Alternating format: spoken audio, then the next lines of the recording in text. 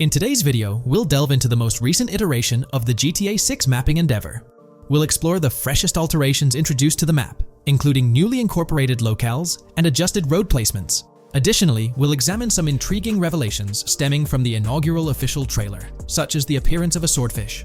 Furthermore, we aim to tackle one of the pivotal queries surrounding GTA 6, the extent of Rockstar's intention to amalgamate multiple states into the fictional entity of Leonida. We'll sift through all available clues, encompassing leaks and insights from the initial trailer, to shed light on the potential inclusion of Georgia in the game.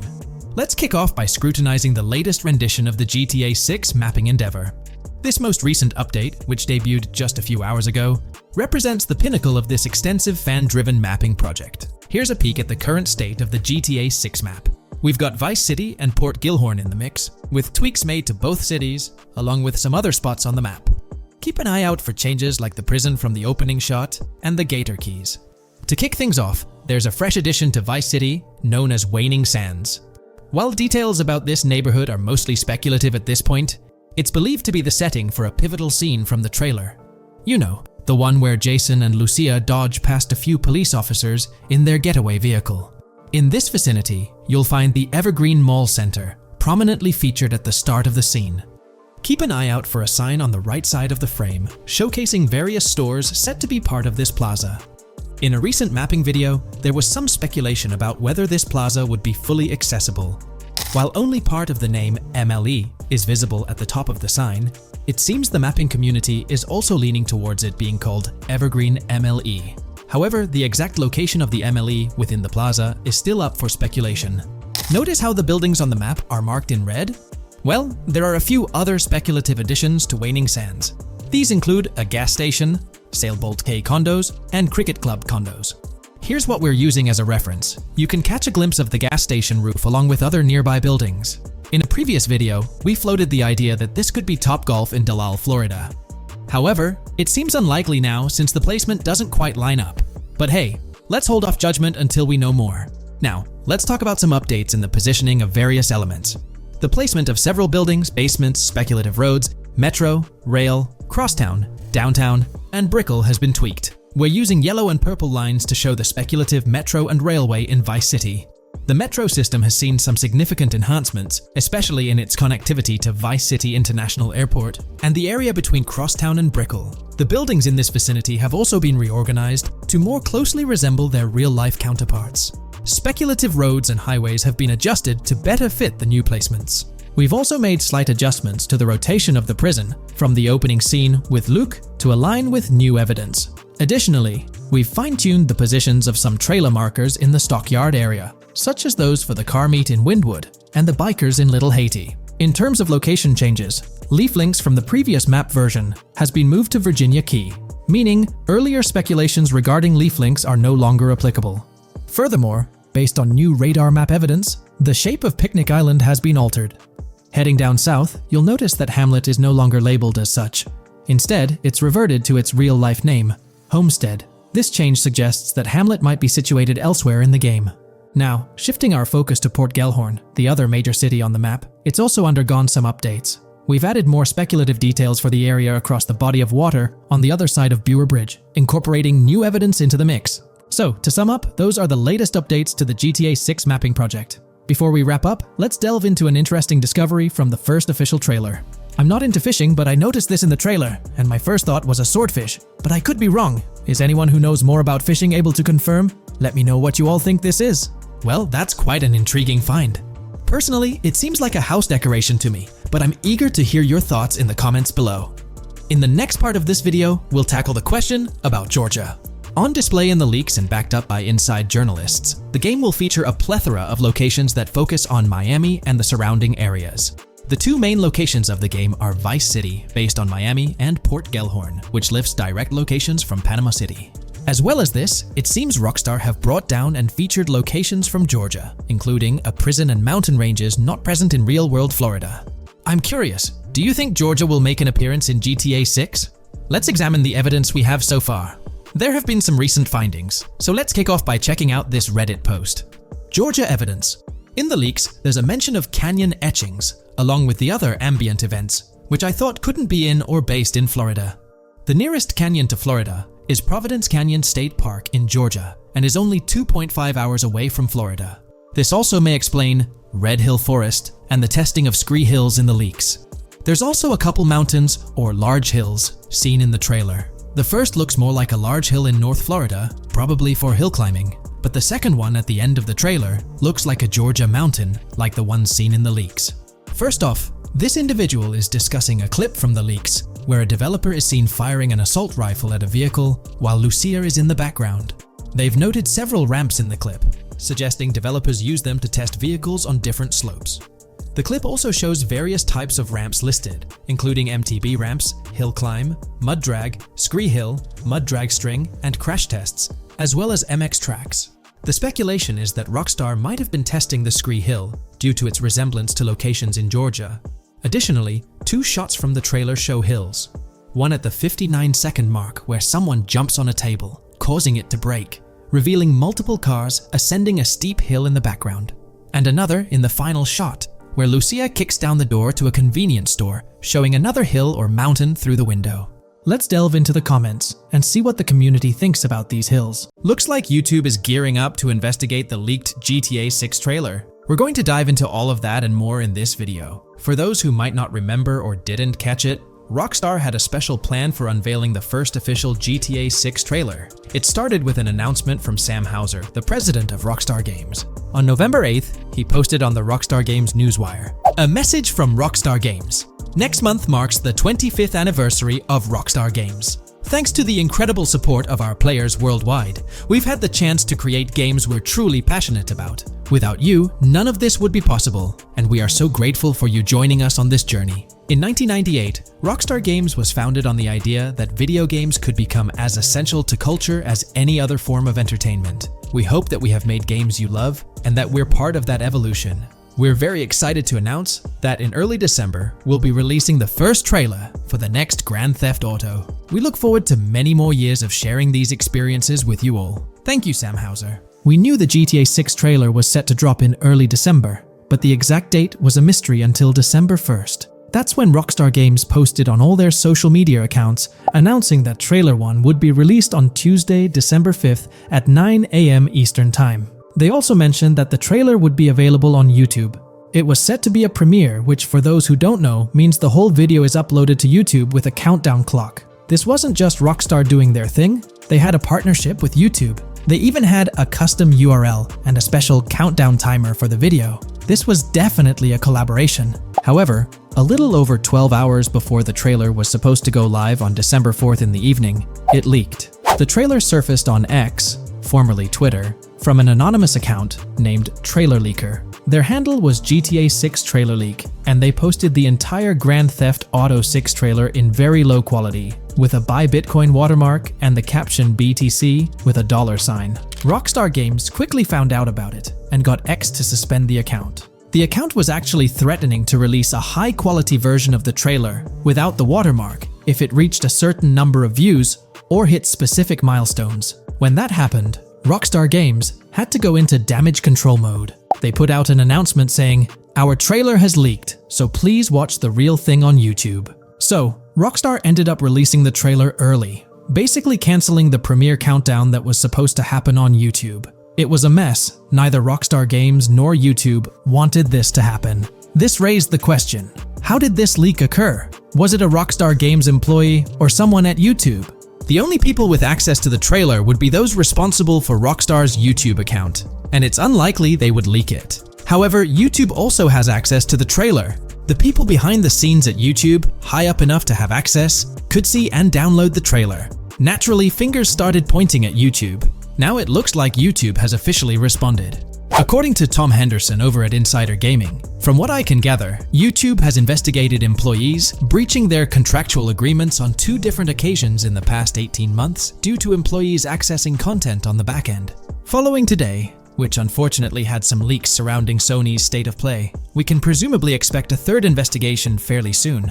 Clearly, one of the occasions mentioned in the past 18 months is the GTA 6 trailer leak. Honestly, this theory that someone from YouTube leaked it has been around since day one. With all the hype around GTA 6, it's not surprising someone couldn't keep it under wraps and leaked it, causing a huge stir. There have been so many leaks in the past few years, right before major events or trailer drops, making it more obvious that YouTube might be the source. This seems to be what happened with GTA 6, because the people with access are supposed to sign contracts or NDAs, preventing them from sharing this kind of information. So, what will Rockstar Games do next for GTA 6? Almost everything about this game has been leaked, from initial details like Project Americas, which turned out to be true after Rockstar's own investigation, to the fact that it's set in Vice City with a female and male protagonist duo. There were the major leaks in September 2022, the leaks right before the trailer was supposed to drop, and then the trailer itself leaking 12 to 15 hours early. It's unclear what Rockstar will do for the next trailer, character reveals, or gameplay footage. Will they risk uploading it to YouTube again after this disaster?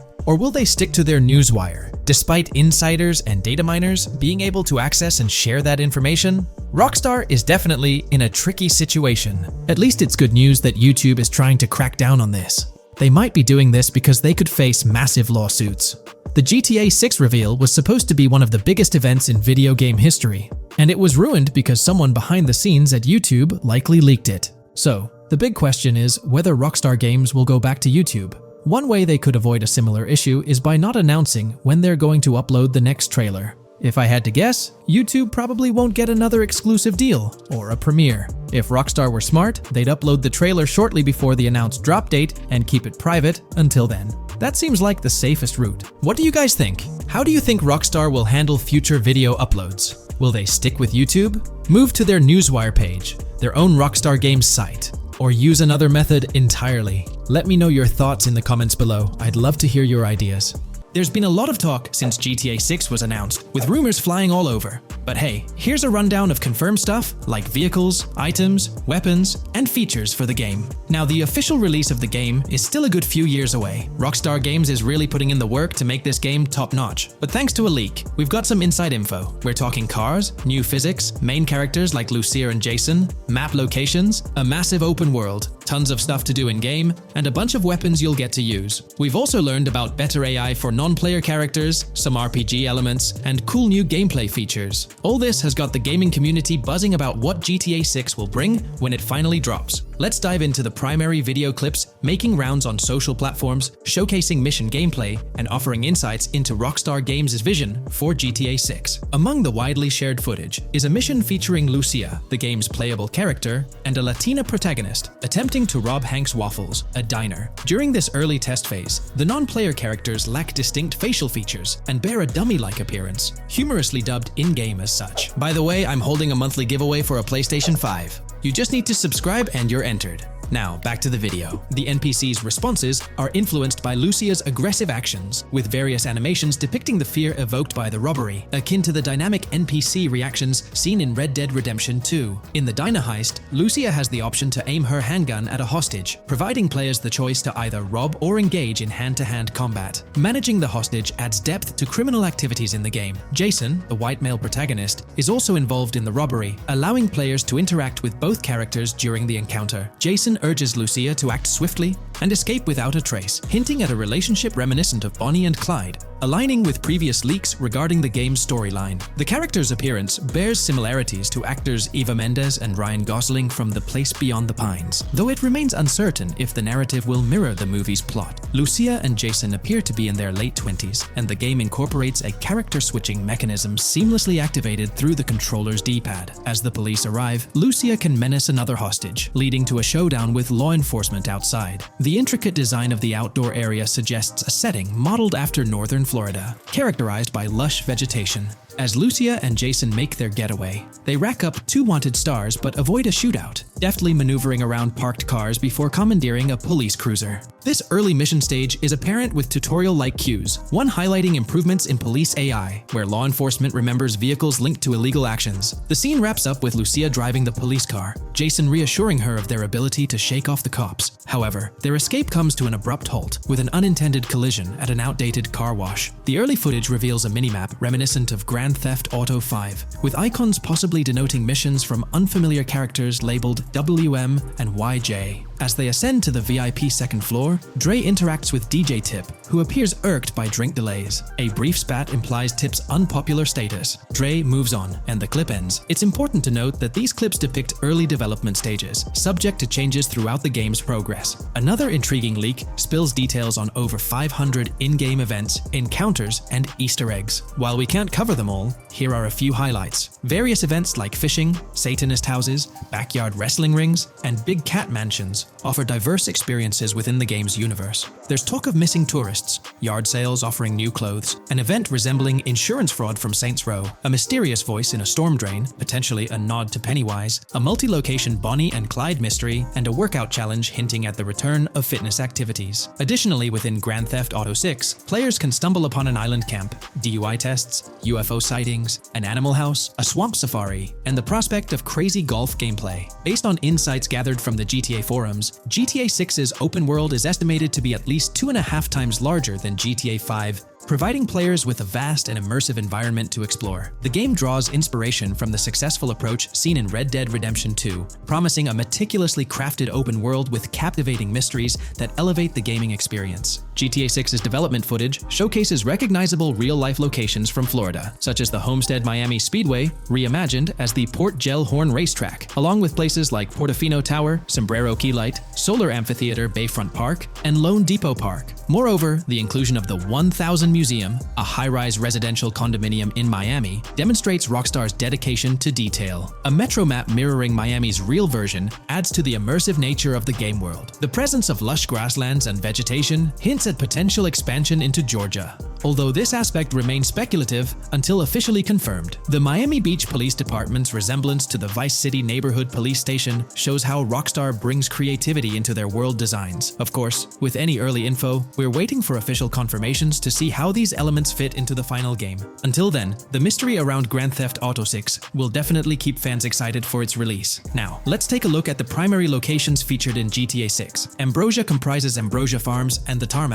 Bayside Copperhead, the Everglades or Grass Rivers, Fairyland, and Fairyland Forest offer distinct settings. The Keys region includes East Key, Low Key, and additional spots like a garage, gas station, and liquor store. Lake Okeechobee encompasses a motel, prison, and racetrack, while Little Haiti, North Beach, and North Miami feature establishments such as gas stations, hideouts, and liquor stores. Port Gellhorn distinguishes itself with detailed spots like an abandoned building, basketball court, beach, bingo hall, bowling alley, car wash, fishing store, fruit stand, gas station, motel, pawn shop, police station, quick shop, raceway, soccer field, and more. Red Hill showcases a forest. South Beach offers a boardwalk, gym, hotel, Ocean Drive, and park, while South Miami Sundown includes a beach and tarmac. Vice Beach encompasses Vice City suburbs and Washington Beach. Miscellaneous locations such as an abandoned hotel, observatory, Fountain of Youth, homeless community, Malibu Club, Monument of Leonida, Redneck Yacht Club, Spaceship House, Underwater Research Facility, and Dinosaur World enrich the gaming world. Recent leaks from this week strongly suggest that Alexandra Christina Echevarri might be the voice behind Lucia in Grand Theft Auto 6. Her voice in a demo reel closely matches the leaked clips of Lucia's dialogues, hinting at her likely portrayal of the character. Throughout this breakdown, we've covered loads of info about Grand Theft Auto 6, diving into different aspects of the game. It was important to cover everything we know about the game so far, and while we're eagerly waiting for it, it might still be a couple of years before we get our hands on it. Let's kick off by highlighting some cool discoveries from the leaked clips, focusing on new features and gameplay details revealed. In one scene, Jason and his pals are chilling by an in-ground pool in a modest neighborhood, cracking jokes about a parody of social media called Life Invader. Their banter brings in playful references to Jay Norris's demise, showcasing that classic Grand Theft Auto humor fans love. Lucia and Jason are shown in animation tests doing different actions like jogging, stopping, and ducking to avoid gunfire. Rockstar's developers also tested vehicle crash physics on an overpass. The highway signs on Interstate 97 mention North Beaches and Lake Leonida, with the current exit leading to Washington Beach. In another interesting scene,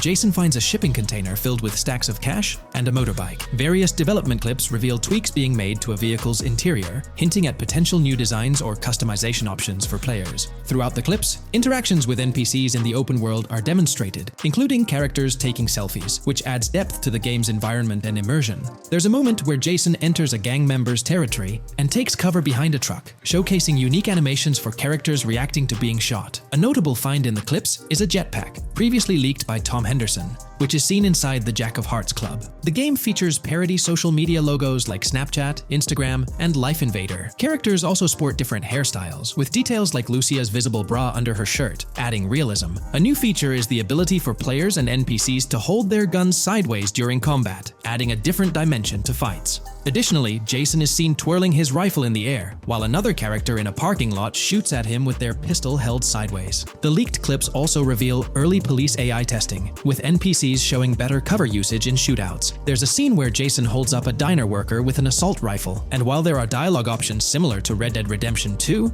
they seem placeholder for now. Also, Jason's new ability to go prone is a fresh addition to the series. There's a scene in a thrift or antique shop that allows for robbery, potentially serving as a spot to sell stolen items, adding depth to the gameplay. Another feature borrowed from Red Dead Redemption 2 is the ability to pick up and carry bodies, which adds complexity to gameplay. Red Dead Redemption 2's influence can be seen in several other aspects of this game too. The game brings in several RPG elements, like managing food, drinks, sweat, fatigue, and even taming animals, giving players a deeper gameplay experience. References to mountain bike ramps and city bike rentals promise enjoyable cycling activities. The leaked clips mention a bunch of weapons, from firearms like pistols, shotguns, and rifles, to unusual ones like golf clubs, baseball bats, and crowbars. Players can also use equipment such as flashlights, binoculars, lockpicks, and more. Additionally, players can stay in motels and hotels, with the Kington Hotel being one of the options. There's even a pool party with live music for players to check out. References to the Everglades and wildlife like alligators, snakes, raccoons, and birds suggest diverse environments to explore.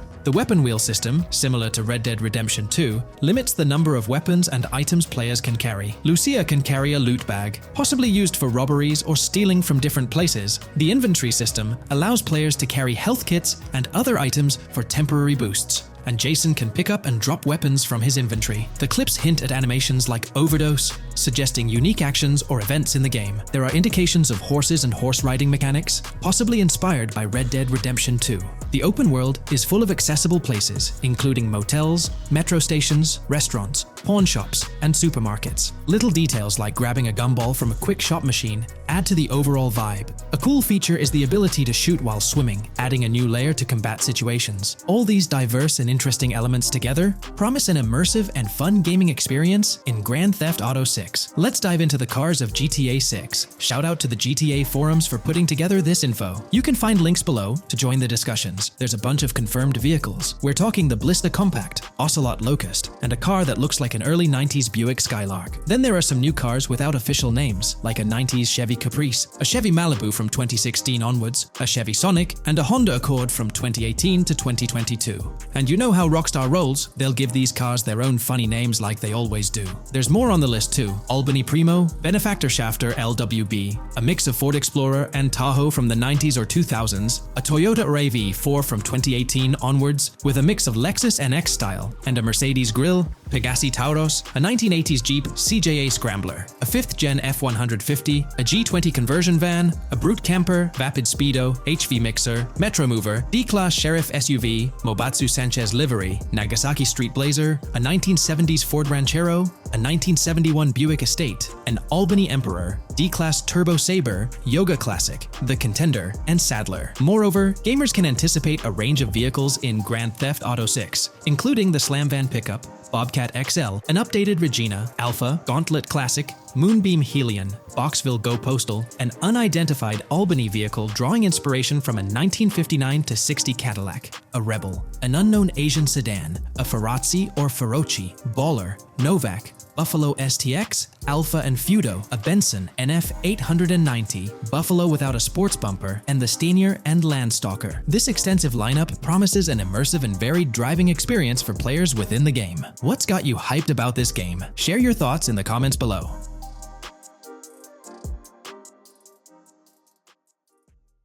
Welcome to this video where we're going to explore 30 confirmed features of GTA 6 that Rockstar Games has officially talked about. But first, a quick heads up. The info we're sharing comes from a security breach and leak of GTA 6 pre-alpha footage. Rockstar Games acknowledged this leak on their official Twitter. Just to be clear, we won't be showing any gameplay footage due to possible copyright issues, but we'll definitely dive into these cool features. Feature 1. Looks aren't just for show. The reactions of non-playable characters, NPCs in GTA 6, are pretty fascinating. How clean your character is, and their overall appearance affect how these in-game characters respond to you. It adds a cool layer to the game, considering how NPCs react differently based on your character's appearance. Feature 2. Let's rev up the excitement with some serious vehicle action. Imagine cruising through the Everglades in a top-notch hovercraft. That's just one of the personal rides available right from the start. And there's more, like taking the wheel of a bold 1970 Ford Ranchero GT in striking red and black, owned by a character named Jason. Feature 3. Here's another level of immersion. Each character has their own stuff. So, when you're playing as Jason, you can tap into Lucia's stash and vice versa. Say Jason's low on assault rifle bullets. If you're close to Lucia, you can ask her for some. It opens up a bunch of possibilities for teamwork and sharing resources in the game. Feature 4. For all you die-hard GTA fans, there's a new clothing store in town called Arches. It's got a fresh collection to amp up your character's style. Feature 5. Let's talk graphics. In GTA 6, the clothes are seriously detailed. Wrinkles, dirt marks, and even sweat. Paying so much attention to clothing details makes the characters look super real,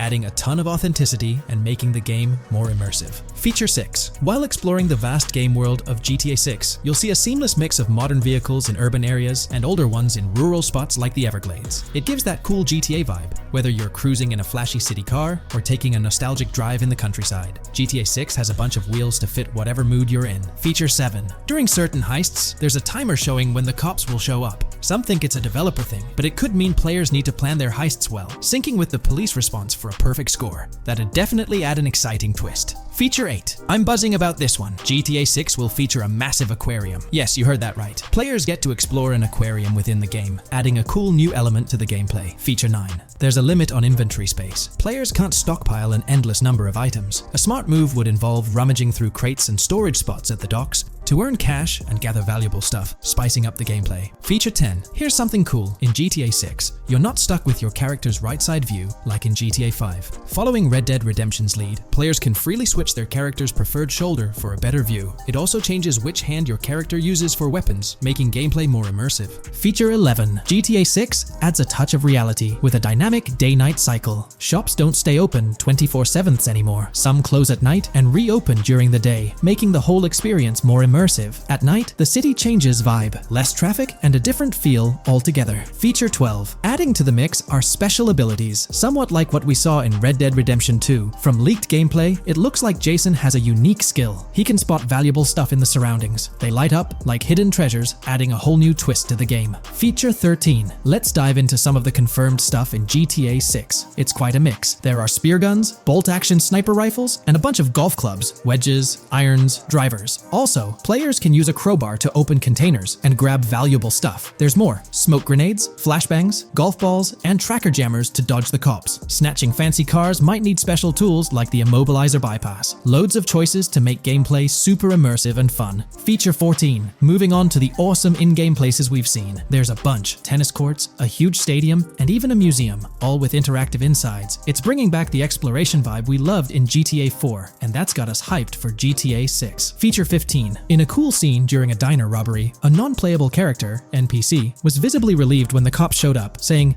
"Finally, thank heavens." This shows how smart the AI is in GTA 6, and it's a sign of Rockstar's attention to detail. Feature 16. Get ready for a huge and diverse map to roam around. GTA 6 covers the whole shebang of Vice City and its surroundings, offering tons to explore. You've got the bustling city, scenic beachfronts, Everglades-like grass rivers, the charm of Florida Keys, and the quaint Port Gellhorn. Port Gellhorn even gets its own police department, showing different areas with their own rules, kind of like what we saw in Red Dead Redemption 2. So, where's your first stop in GTA 6? Drop your thoughts in the comments. Feature 17. Time for a tour of interiors in GTA 6. There's a bunch of places waiting to be discovered. One cool spot making a comeback is Escobar International Airport, giving us those Vice City vibes. Exploring the airport could unlock a load of side missions, opening up endless possibilities for adventures. Feature 18. Tourism's a big deal in GTA 6, making the game world feel alive. You'll stumble upon a clever take on a famous theme park, kinda like Disney World. It's a thrilling spot to dive into, and get this, there's even the international International Space Station. Rockstar's really going all out to make GTA 6 an awesome experience. Feature 19.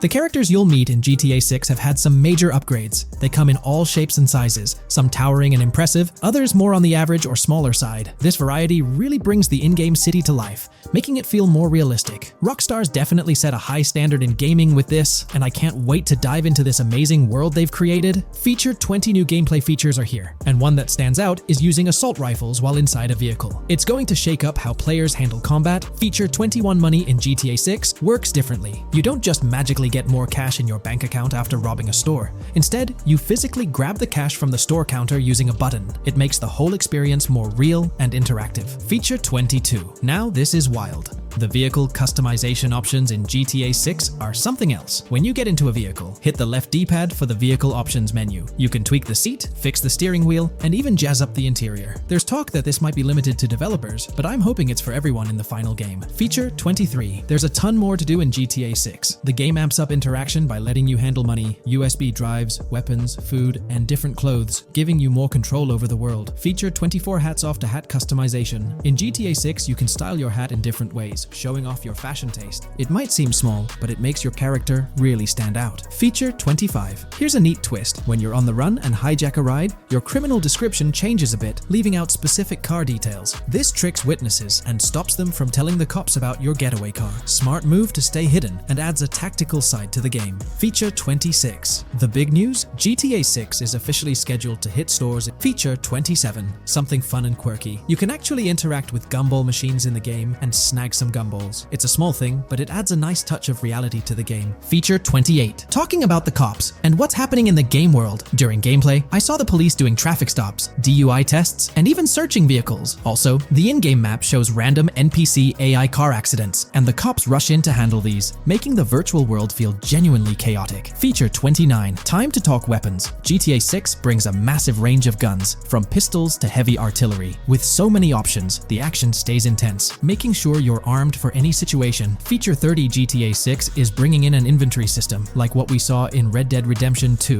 Looks like Lucia's got a sports bag hinting at that. Bonus features. Feature 31. Let's take a darker turn, handling bodies in the game. It adds a creepy level of realism players can deal with and move bodies, adding a whole different vibe to GTA 6. It'll be interesting to see how this affects the gameplay. Feature 32. NPCs in GTA 6 are shaping up to be super interesting. Rockstar's bringing in the immersive vibes we loved in Red Dead Redemption 2, and the potential here is huge. The improvements they've made could take the game to a whole new level. I'm super hyped to see what Rockstar's got up their sleeve. Feature 33 GTA 6 starts off with a bang, small-time heists, and the chance to rob small businesses, giving you a thrilling start. Feature 34. You'll get your hands on a bunch of tools to up your crime game in GTA 6. Lockpicks, hacking gadgets, and more are there to help you handle whatever challenges come your way. Having the right tools in your pocket makes the gameplay more lively and exciting.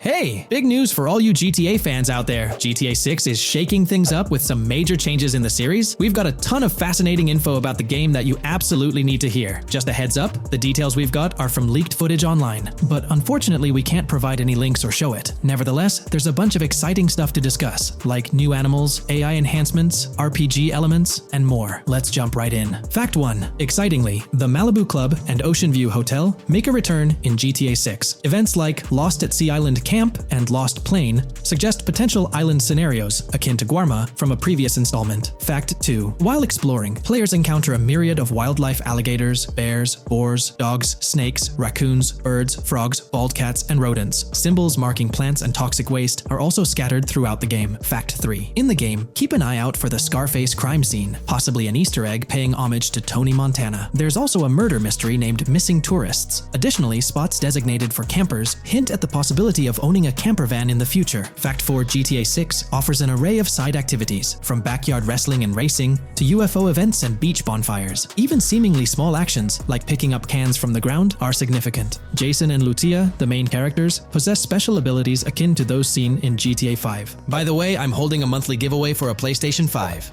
You just need to subscribe and you're entered. Now, back to the video. Fact 5. Jason and Lucia's safe house serves as a motel, a central hub for their activities. The game's world features various street gangs, each with its distinct vibe. Characters exhibit different personalities, including romantic, chaotic romantic, cool, pragmatic chaotic, and pragmatic cool. Fact 6. Gameplay enhancements in GTA 6 introduce the option to use zip ties on NPCs for stealth mechanics, alongside the ability to carry bodies, enriching the depth of stealth elements. Fact 7. The gunplay in GTA 6 mirrors the mechanics seen in Red Dead Redemption 2 and Max Payne 3. It might be worth exploring those games before GTA 6's release if you haven't already. And activities? GTA 6 offers an abundance, from fishing and wild golf to basketball, football, and soccer. There are gyms for training, a yacht club, and even a racetrack. Fact 8. Prepare for a contemporary setting, post GTA 5 events. The game meticulously recreates numerous Miami landmarks, such as a grand tennis court, a bustling football stadium, and a lively amphitheater. The map encompasses an airport and a functional tram system with an airport stop. And that's not all. The Florida Keys and a swampy region named Grass Rivers, reminiscent of the Everglades, are part of the game. Players can navigate swamp boats in this area. Fact 9. GTA 6 boasts a diverse arsenal, from melee options like golf clubs, pool cues, crowbars, and bats to a spectrum of firearms ranging from pistols to snipers and RPGs. The weapon selection is extensive. You can even personalize how your character handles weapons. Additionally, there's an assortment of throwable items like grenades, molotovs, and yes, even golf balls. Fact 10. Get ready for some seriously upgraded NPC interactions. Now, you'll have choices such as threatening, robbing, shooting, or restraining them. Some missions will even involve gesture-based actions, taking a cue from Red Dead Redemption 2. Car damage has been ramped up for realism, and the interior detailing is insanely intricate, complete with functional dashboards. Fact 11. Weapons are undergoing a transformation in GTA 6, drawing inspiration from Red Dead Redemption 2. Instead of a sprawling weapon wheel, you'll have specific slots for small firearms, melee weapons, rifles, and shotguns.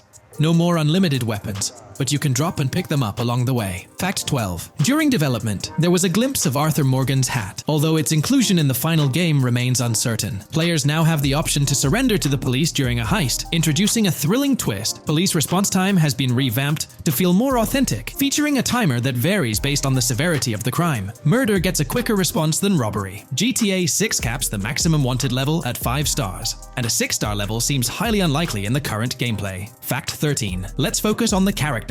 GTA 6 introduces us to two main protagonists, Jason, portrayed by Brian Zampella, and Lucia, played by Alexandra C. Echevarri, marking the franchise's first playable female character. You can seamlessly switch between them, and they also happen to be a couple, drawing inspiration from the legendary duo Bonnie and Clyde. Fact 14. Clothing in the game behaves in a remarkably realistic manner. You can accessorize with items like sunglasses, watches, wristbands, and hats, each with various wear styles. The attention to detail is impressive, with sweat, dirt, and wrinkles adding to the overall realism. Fact 15. Internally referred to as Project Americas, GTA 6 had a codename during its development, akin to GTA 5, Rush, and Red Dead Redemption 2, Bonnier. Originally, the plan was for a larger map encompassing North and South America, but Rockstar's approach changes scaled it down. Nonetheless, the game promises to deliver a memorable experience with its features and diverse locations. Fact 16. The game incorporates RPG elements like weight and muscle management, highlighted in the Spool Couple Workout Challenge. Leaked footage revealed Jason and Lucia's apartments. For instance, Jason's place includes a bathtub for in-game baths. Fact 17.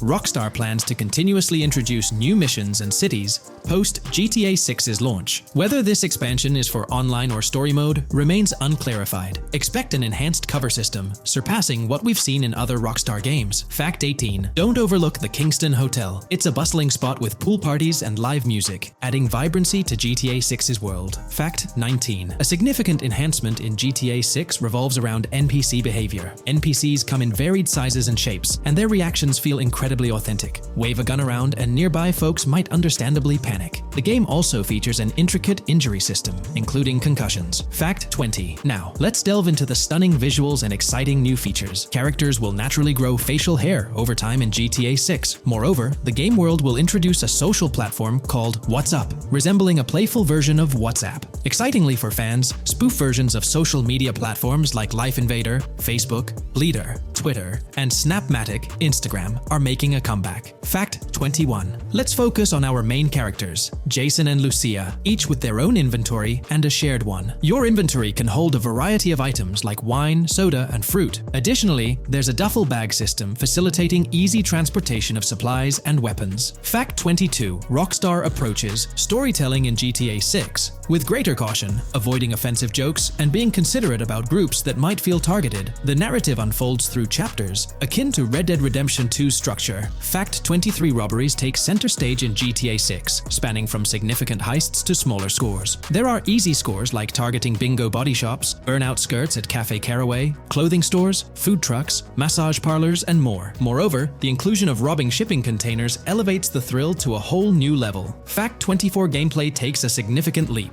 For the first time in GTA, players can crouch and go prone, introducing tactical elements. RPG elements also come into play, hinting at hunger mechanics and animal interactions, expanding the game's depth. Fact 25. GTA 6's map officially surpasses the size of GTA 5. This time the spotlight is on Vice City, an area inspired by Miami and its surroundings, offering players a vast and diverse landscape. There's even a lake featured in one of the videos, hinting at a significant part of Florida being included in the game. Fact 26. Hold tight, the jetpack makes its return. Shooting from cars is also part of the thrill, adding an extra layer of excitement. And brace yourself. GTA 6 introduces 18 brand new vehicles to the franchise. Fact 27.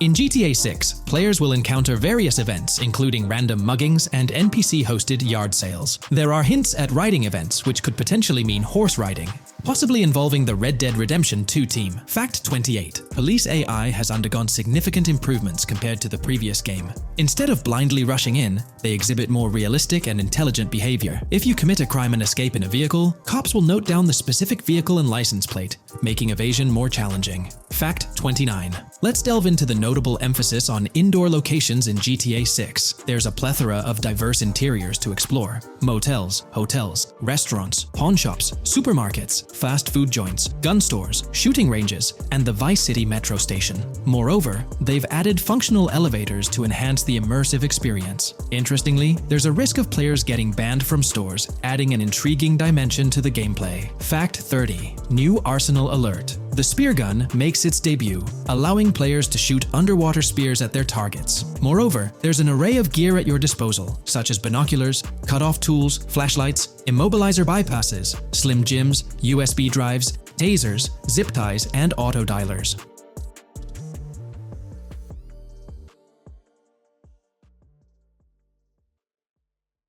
In today's video, we're about to explore the intricacies of the Vice City mapping project, unraveling the mysteries of the latest map iteration. Join us as we meticulously analyze the details and draw insightful comparisons between the expansive GTA 6 map and its predecessors within the series. Our adventure doesn't stop there. We'll be immersing ourselves in the leaked information from 2022, unveiling a treasure trove of open-world activities. Brace yourselves for a comprehensive list featuring every nook and cranny on the GTA 6 map, showcasing not only new additions, but also the anticipated return of beloved locations from the iconic GTA Vice City, as hinted in the leaks. Let's kick off this exploration by delving into the heart of the GTA 6 mapping project. For those familiar with it, this official endeavor aims to provide a scale-accurate representation of what players can expect in the actual game. The map sprawls across two major cities, Vice City and Fort Gorn, and every detail is meticulously curated from leaks and the official trailer. Now, for those wondering about the seemingly expansive green spaces on the map, it's important to acknowledge the limitations of our knowledge. The apparent emptiness serves as a stark reminder of the scarcity of information currently available. The top portion of the map, appearing cut off, isn't indicative of boundaries or future expansions, but is rather a canvas awaiting details yet to be unveiled. Addressing rumors about the map's size, speculation abounds that GTA 6 will boast 3 major cities. While Vice City and Port Gorn are confirmed, the third city remains shrouded in mystery. There's a buzz that it might be Yorktown, potentially located north of Port Gorn. However, specifics about the placement of these locations marked in red are still elusive. Now, let's delve into the exciting prospect of exploring key locations on the GTA 6 map. These names, extracted from the official trailer and leaks, offer a tantalizing glimpse into the rich and diverse world awaiting players. Get ready to traverse the landscapes of Yorktown Red Hill Fairyland Forest, near Berryland, a whimsical Disneyland parody, Ambrosia Lake, Leonida, Lore North, Beaches Belleville, Ica, Vice City, Hamlet, Grass Rivers, and the enigmatic Gator Keys. As our journey unfolds, stay tuned for more updates, insights, and speculations surrounding the continually expanding universe of GTA 6. The road ahead promises thrilling surprises, and we're here to navigate it together. Now, let's delve deeper into the intriguing details surrounding Port Gellhorn. The bustling streets and structures around Hank's Waffles Diner, a focal point for a heist according to the leaks, spark anticipation for dynamic in-game events. The meticulous rendering of these locales not only captures the essence of the city, but also invites players to immerse themselves in the narrative-driven experiences that Rockstar Games is known for. Examining the speculative changes in Port Gellhorn, the notable relocation of the Port Gellhorn airfield suggests a strategic reimagining of the city's layout.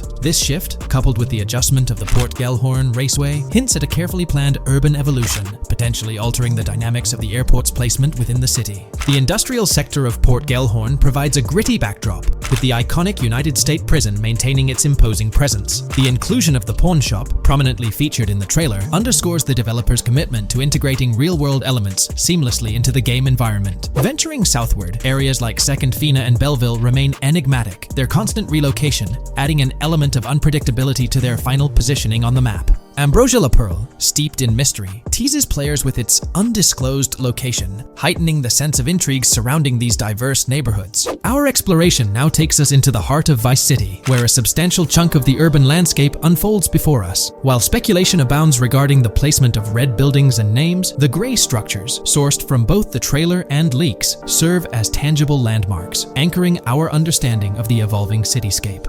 Vice Beach emerges as a vibrant district, adorned with numerous hotels that were meticulously analyzed in previous videos, providing a tangible link between the virtual world and its real-life counterparts. Washington Beach, with its diverse skyline, beckons players with promises of new adventures, enhanced by the improved streets of Stockyard, Little Haiti, Rock Ridge, and Crosstown, as showcased in the trailer footage. Descending further into the enchanting realm of Grass Rivers, we come across the enigmatic district of Hamlet, speculated to mirror the charm of Homestead. Yet, the persistent red designation leaves us tantalizingly in the dark about its precise location. This region reveals fascinating landmarks, including a power plant nestled at Turkey Point and a sewage treatment plant, painting a vivid picture of the industrial landscape, as gleaned from leaked footage. The presence of Grass Rivers itself, along with the mysterious Gator Keys and the alluring sundown, adds an extra layer of intrigue to this particular segment of the expansive GTA 6 map. A moment of appreciation is certainly due to the dedicated individuals steering the mapping project, whose commendable efforts grant fans an evolving and detailed peek into the GTA 6 world. Their commitment to accuracy and meticulous attention to detail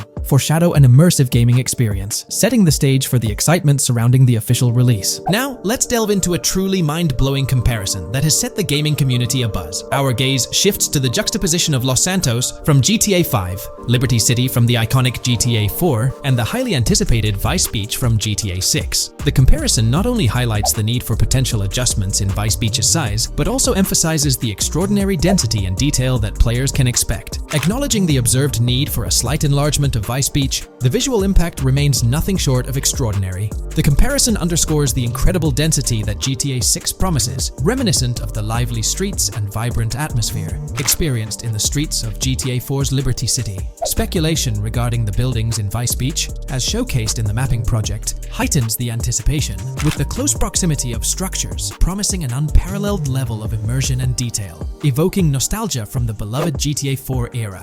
This meticulously crafted map stands as a colossal playground, harking back to the bustling streets that made GTA 4 a standout title. The intricate detailing, the tightly packed urban landscape, and the anticipated density all point towards an experience that pays homage to the franchise's esteemed roots, while pushing boundaries in the expansive open-world genre. The enormity of GTA 6, both in size and detail, heralds a new era in gaming. The astonishing comparison, showcasing the potential density and intricacy of Vice City, is nothing short of a revelation. A special acknowledgement goes out to the mapping community for their outstanding work in envisioning an entire Vice City characterized by a multitude of buildings. The level of density and detail promised is unprecedented, and is set to redefine the benchmarks of open-world gaming. The concept of an expansive map allegedly featuring 3 cities elevates the excitement, presenting players with a gaming landscape of unparalleled proportions. Now, delving into the realm of open-world activities revealed in the 2022 leaks, the thrill intensifies. With 4 confirmed activities and the potential inclusion of DICE, GTA 6 promises a diverse range of immersive experiences. Golf, fishing, and races are confirmed elements that contribute to the dynamic and engaging environment that Rockstar Games is crafting. A particularly intriguing moment unfolds in the trailer, as Jason, visibly nervous, speeds away from a robbery scene, with Luke clutching the ill-gotten cash. In the distance, the iconic Topgolf in Doral makes a cameo, a real-world entertainment destination located in Doral, Florida. The climate-controlled hitting bays, HD TVs, and sports bar elements create an enticing backdrop for players to explore. This real-world integration adds a layer of authenticity, bridging the gap between the virtual and real worlds.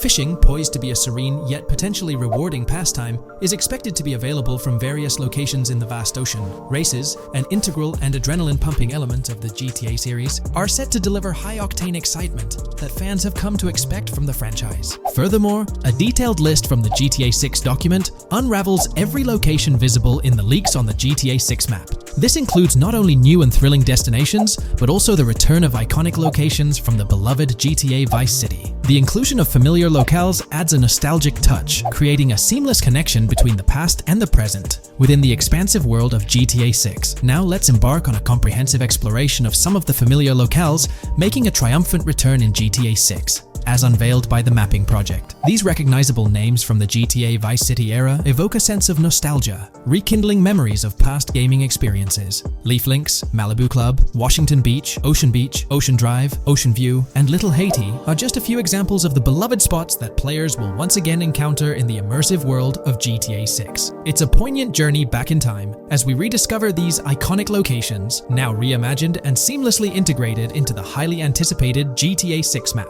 Venturing further into the extensive list of locations, our focus remains on the map, unveiling an array of intriguing places that contribute to the game's richness. Among these, the Jack of Seas nightclub takes center stage, having made appearances in both the official trailer and the leaks from 2022. While a detailed reading of every location is beyond the scope, feel free to pause the video and explore these fascinating spots at your own pace. From quaint small stores to the distinctive stone sculpture gracing Vice Beach, each location adds layers of detail and authenticity to the sprawling game world, some of which have been exclusively revealed through leaks. Shifting our gaze to Port Gilhorn, a diverse array of captivating places awaits discovery. The car wash, soccer field, a bustling basketball court, the Ambrosia Farm, and the intriguing King Neptune statue are just a glimpse into the eclectic offerings in this part of the map.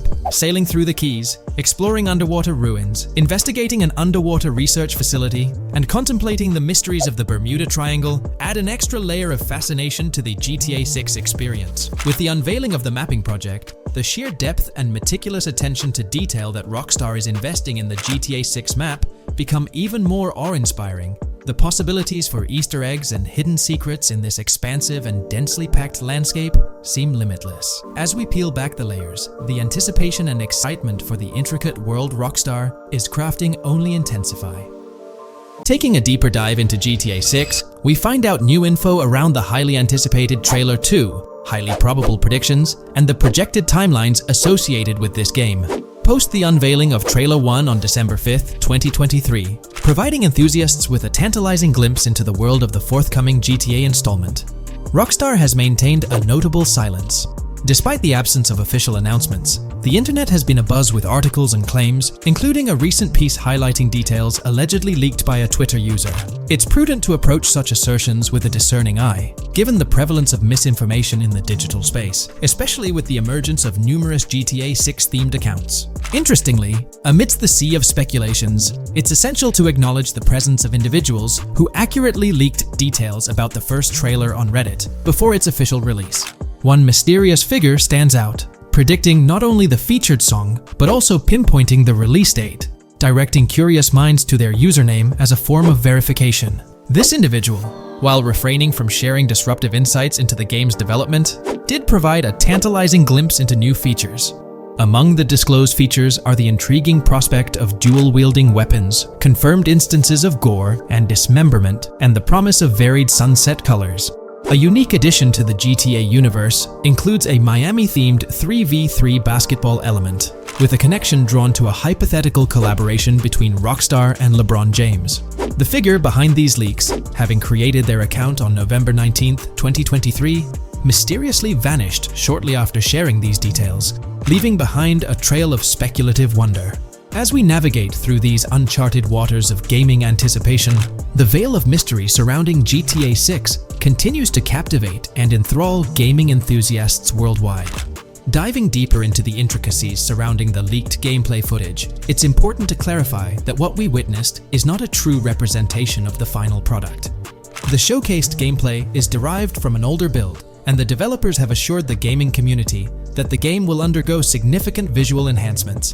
This preliminary look is merely a glimpse, offering little resemblance to the expansive and refined map that will unfold when the game is officially released. In evaluating the validity of information, it's pertinent to underscore that Jamie King's perspectives on GTA 6 hold little value, and the credibility of the Reddit leak stands stronger. As is customary in the gaming landscape, a level of skepticism is warranted, particularly given the prevalence of misinformation circulating through various GTA 6 related accounts. Now, turning our focus to the anticipation surrounding the release of the second trailer for GTA 6, historical trends provide valuable insights. Examining the timelines of previous releases, such as GTA 5 and Red Dead Redemption 2, reveals a consistent pattern. The second trailer typically arrives approximately a year after the debut of the first one. This established rhythm aligns with expectations for GTA 6. Considering the guidance from Rockstar and its parent company, Take-Two Interactive, which envisions the game's release in fiscal year 2025, ending on March 31st, the stage is set for an eagerly awaited gaming experience. The projected revenue of $8 billion underscores the ambitious plans to deliver groundbreaking titles, with GTA 6 at the forefront. The confirmation of the 2025 release through the first official trailer adds another layer of certainty to the equation.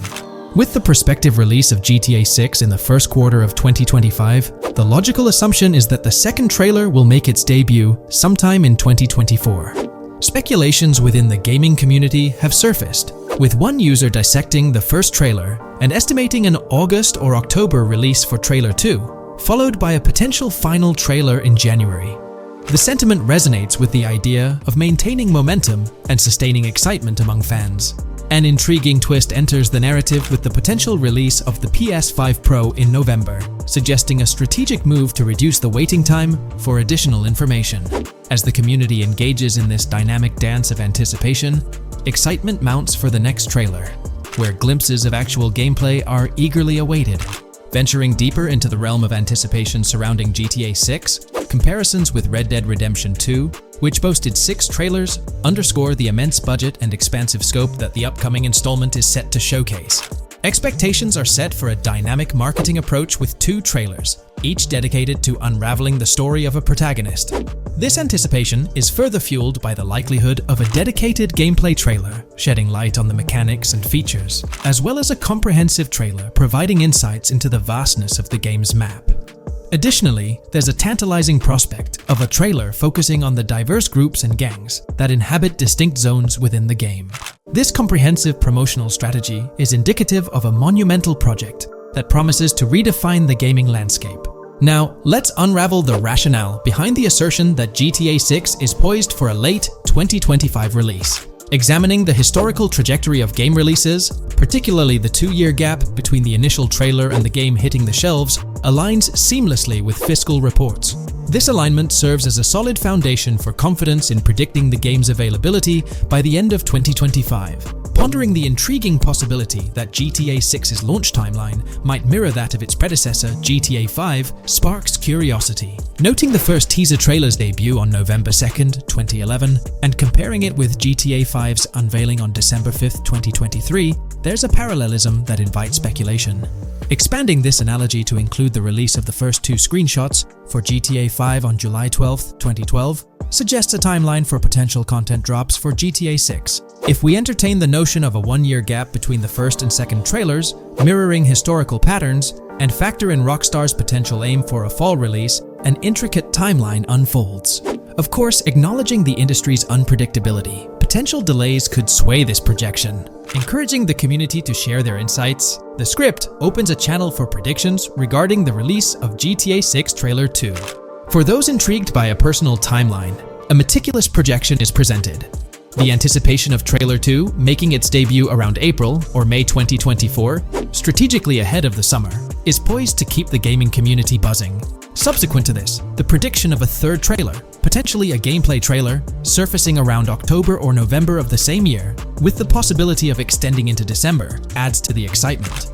Early 2025 is earmarked for another critical trailer, presumably a launch trailer, complemented by TV spots to amplify the buzz. During the interim periods, additional content drops are anticipated, featuring new screenshots, short-form videos, and artworks, ensuring a sustained engagement with the gaming audience. Acknowledging the evolving landscape of marketing, the script posits that character trailers, a hallmark of GTA 5's promotional strategy, may not be a focal point this time. The shift from 3 protagonists in GTA 5 to 2 in the current installment lends credence to this assertion. The first trailer introduced Lucia, and the prediction is that the second trailer will shift the spotlight to Jason, offering glimpses into his character and potentially unveiling more facets of the game's map, including Sport Gilhorn. Furthermore, a dedicated story trailer is envisioned, delving deeper into the narrative, characters, and plot. If Rockstar aims to sustain the momentum generated by the first trailer and is eyeing an early 2025 release, the likelihood of witnessing the second trailer before the summer of the current year becomes plausible. This expansive and speculative exploration of GTA 6's potential trajectory invites the gaming community to share their perspectives, fostering an engaging discourse in the comments section.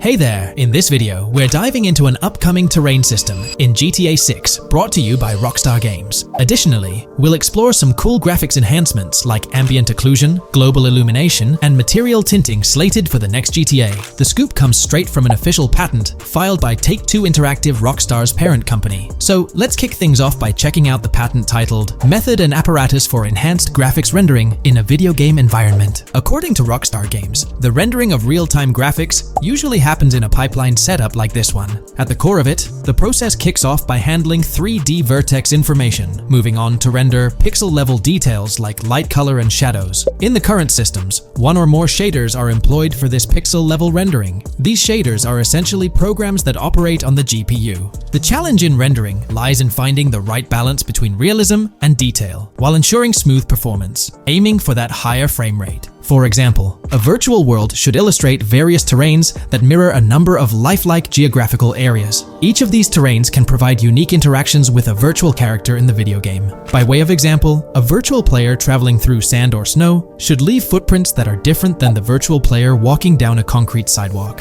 However, because of the number of various terrains that need to be accounted for, and the unique behavior of each terrain, conventional graphics systems do not have enough processing power to account for dynamic terrain and the associated interaction with players of the game. So, Rockstar Games developed a shader system for efficiently rendering various types of terrain with high realism. Let's take a peek at the system. The world level map, visible in the bottom right, outlines all the different dynamic terrains, such as muddy, sandy, grassy, hard ground, snowy, and more. Take a gander at this world level map showcasing the diverse terrains. Now, let's explore the various dynamic terrain zones within the game world. Using Red Dead Redemption 2 as an illustration, this world level map plays a pivotal role in determining the terrain that players or NPCs interact with. Essentially, it acts as the foundation to generate a trail map. Think of a trail map as a record of all the imprints left behind by characters, vehicles, and other objects, like the aftermath of explosions. Take this image for instance, showcasing how the snow has been altered by the actions of this NPC. Different shaders of the shader system are used for different terrain types and with different trail map types. For example, basic terrains do not require special shaders, while shallow mud terrains can advantageously benefit from a parallax surface shader to efficiently show ruts and tracks in the terrain with a high-detail trail map. As an additional example, deep mud terrain may use a tessellation surface shader to model the ruts and tracks in the mud. You might be aware that in Red Dead Redemption 2, you can leave realistic footprints in the snow and mud. Rockstar explained that they employed 2 shaders for this effect: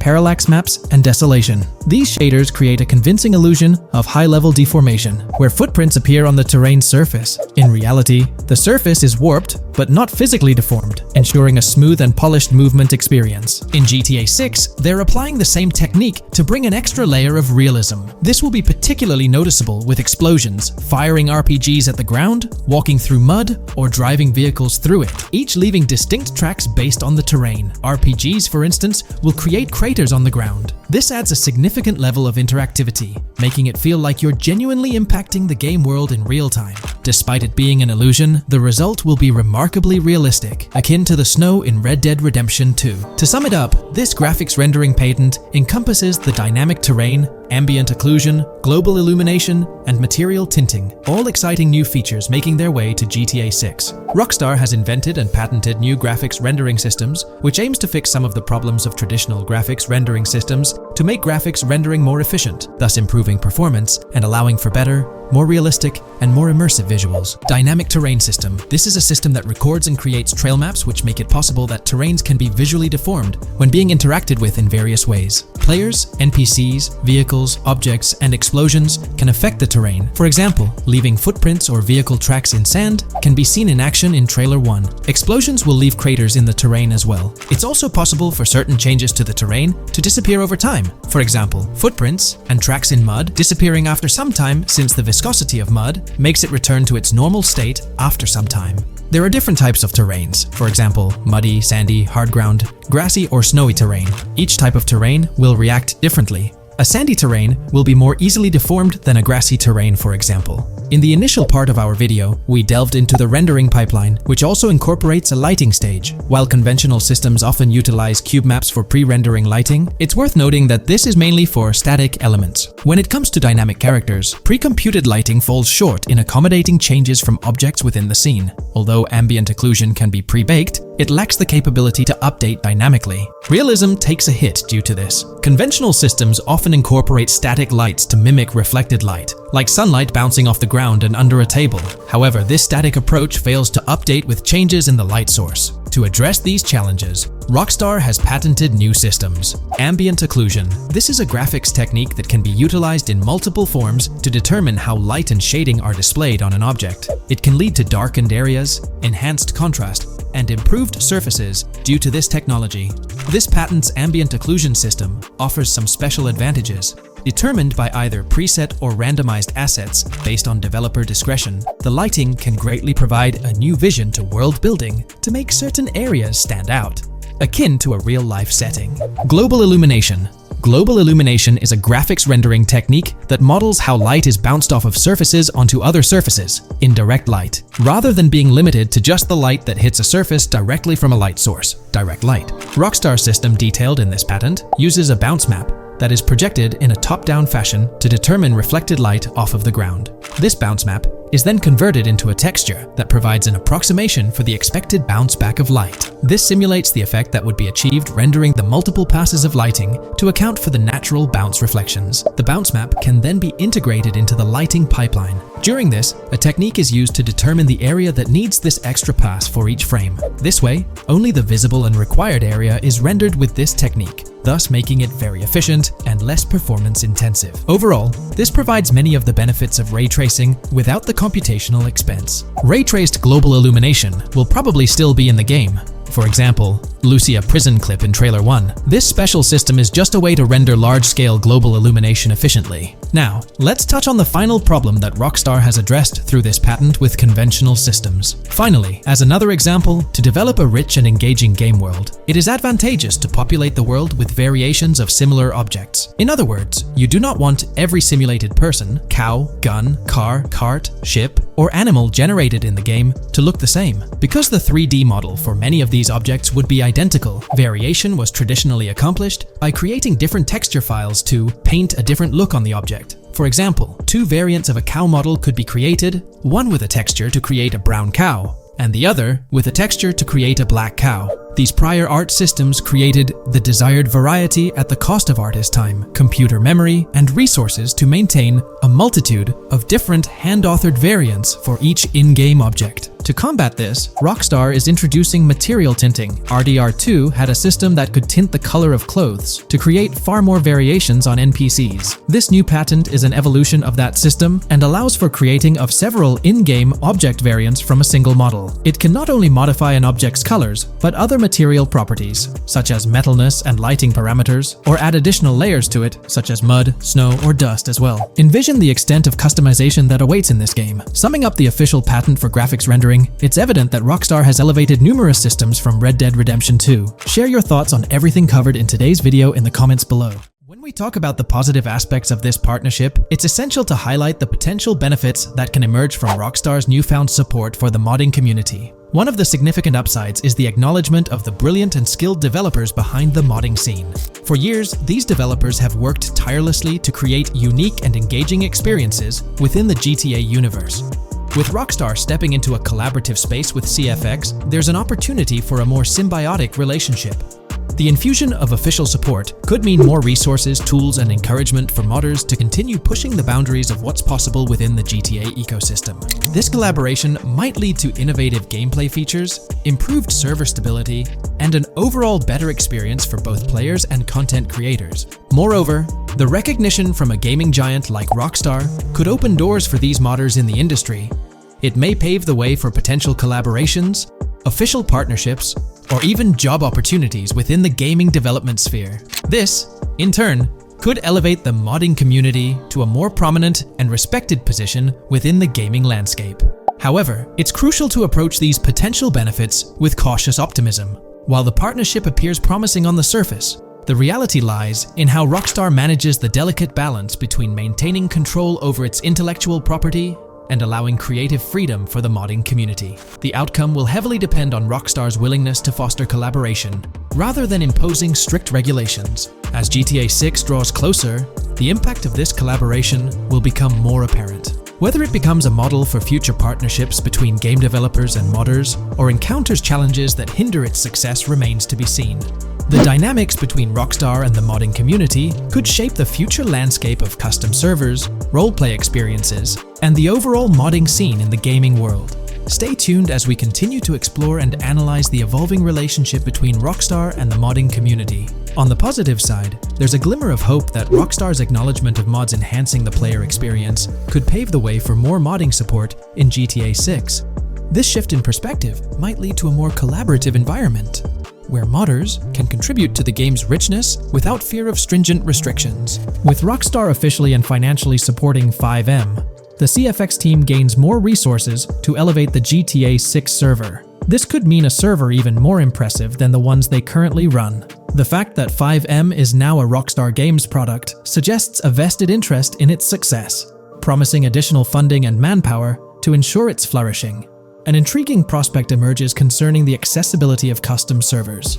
Currently limited to PC players, there's speculation that GTA 6 might integrate dedicated servers within the game itself, eliminating the need for external programs like FiveM. If this unfolds, it opens the door for console players to join the custom server experience, broadening the player base and community. Moreover, Rockstar seems to be attuned to fan desires. Despite a larger audience watching RP compared to those actively playing it, Rockstar appears committed to making improvements. Their intent to let custom servers thrive suggests a more fan-centric approach, acknowledging and catering to the desires of the gaming community. However, there are potential pitfalls to consider. The most glaring concern is Rockstar's inclination to monetize these servers. While the specifics remain uncertain, it's almost certain that some form of monetization, be it through custom server shark cards or a pay-to-play system, will be implemented. This could introduce a paywall, affecting the accessibility and enjoyment of custom servers for certain players. As we navigate through this evolving landscape of Rockstar's partnership with FiveM, the delicate balance between fostering creativity and implementing monetization strategies will determine the ultimate impact on the gaming community.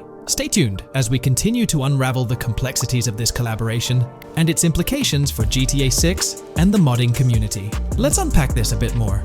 The whole monetization story got its moment in the spotlight during an earnings report where Take-Two CEO Strauss Zelnick spilled the beans. He essentially said, "If folks are messing around with our intellectual property, why not make a buck or two? It's a straightforward business move, really." Taking a page from the unprecedented success of GTA Online, it seems like Rockstar caught a glimpse of how these free servers could turn into a money-making machine. Now, the potential downside of this situation lies in the realm of competition. Rockstar's got its A-team working on the custom servers gig. That means anyone outside the Rockstar circle trying to whip up something akin to FiveM is practically painting a target on themselves for a cease and desist. Let's face it, Rockstar might have eyed this strategic move with FiveM from the get-go. However, with those servers gaining crazy popularity and the game becoming a sensation on Twitch and YouTube, shutting it down wouldn't have been the smart play. Instead, they pulled off a masterstroke, acquiring the team behind the biggest servers, effectively cornering the market and positioning themselves to profit from any potential imitators. Now, with GTA 6 on the horizon and servers in the works, Rockstar's sitting pretty. Some in the gaming community are even giving them a nod for finally throwing a bone to the community.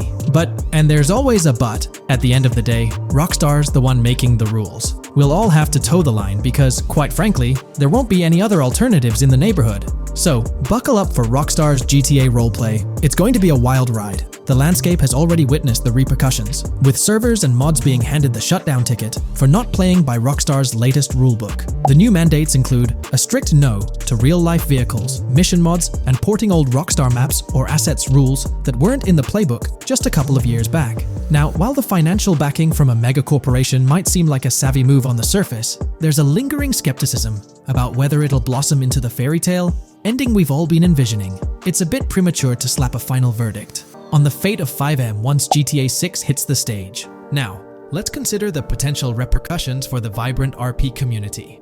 While the partnership between Rockstar and FiveM could bring about positive changes, there's an underlying worry within the RP enthusiasts. The fear is that with increased control and potential monetization, the organic and immersive RP experiences that players have come to love might face disruptions. RP communities thrive on creativity, flexibility, and a sense of autonomy. If Rockstar's influence leads to more rigid guidelines, it could alter the dynamic of these communities, potentially affecting the unique narratives and interactions that make RP servers so engaging. As we contemplate the potential impact, it's essential to look beyond the immediate horizon of GTA 6.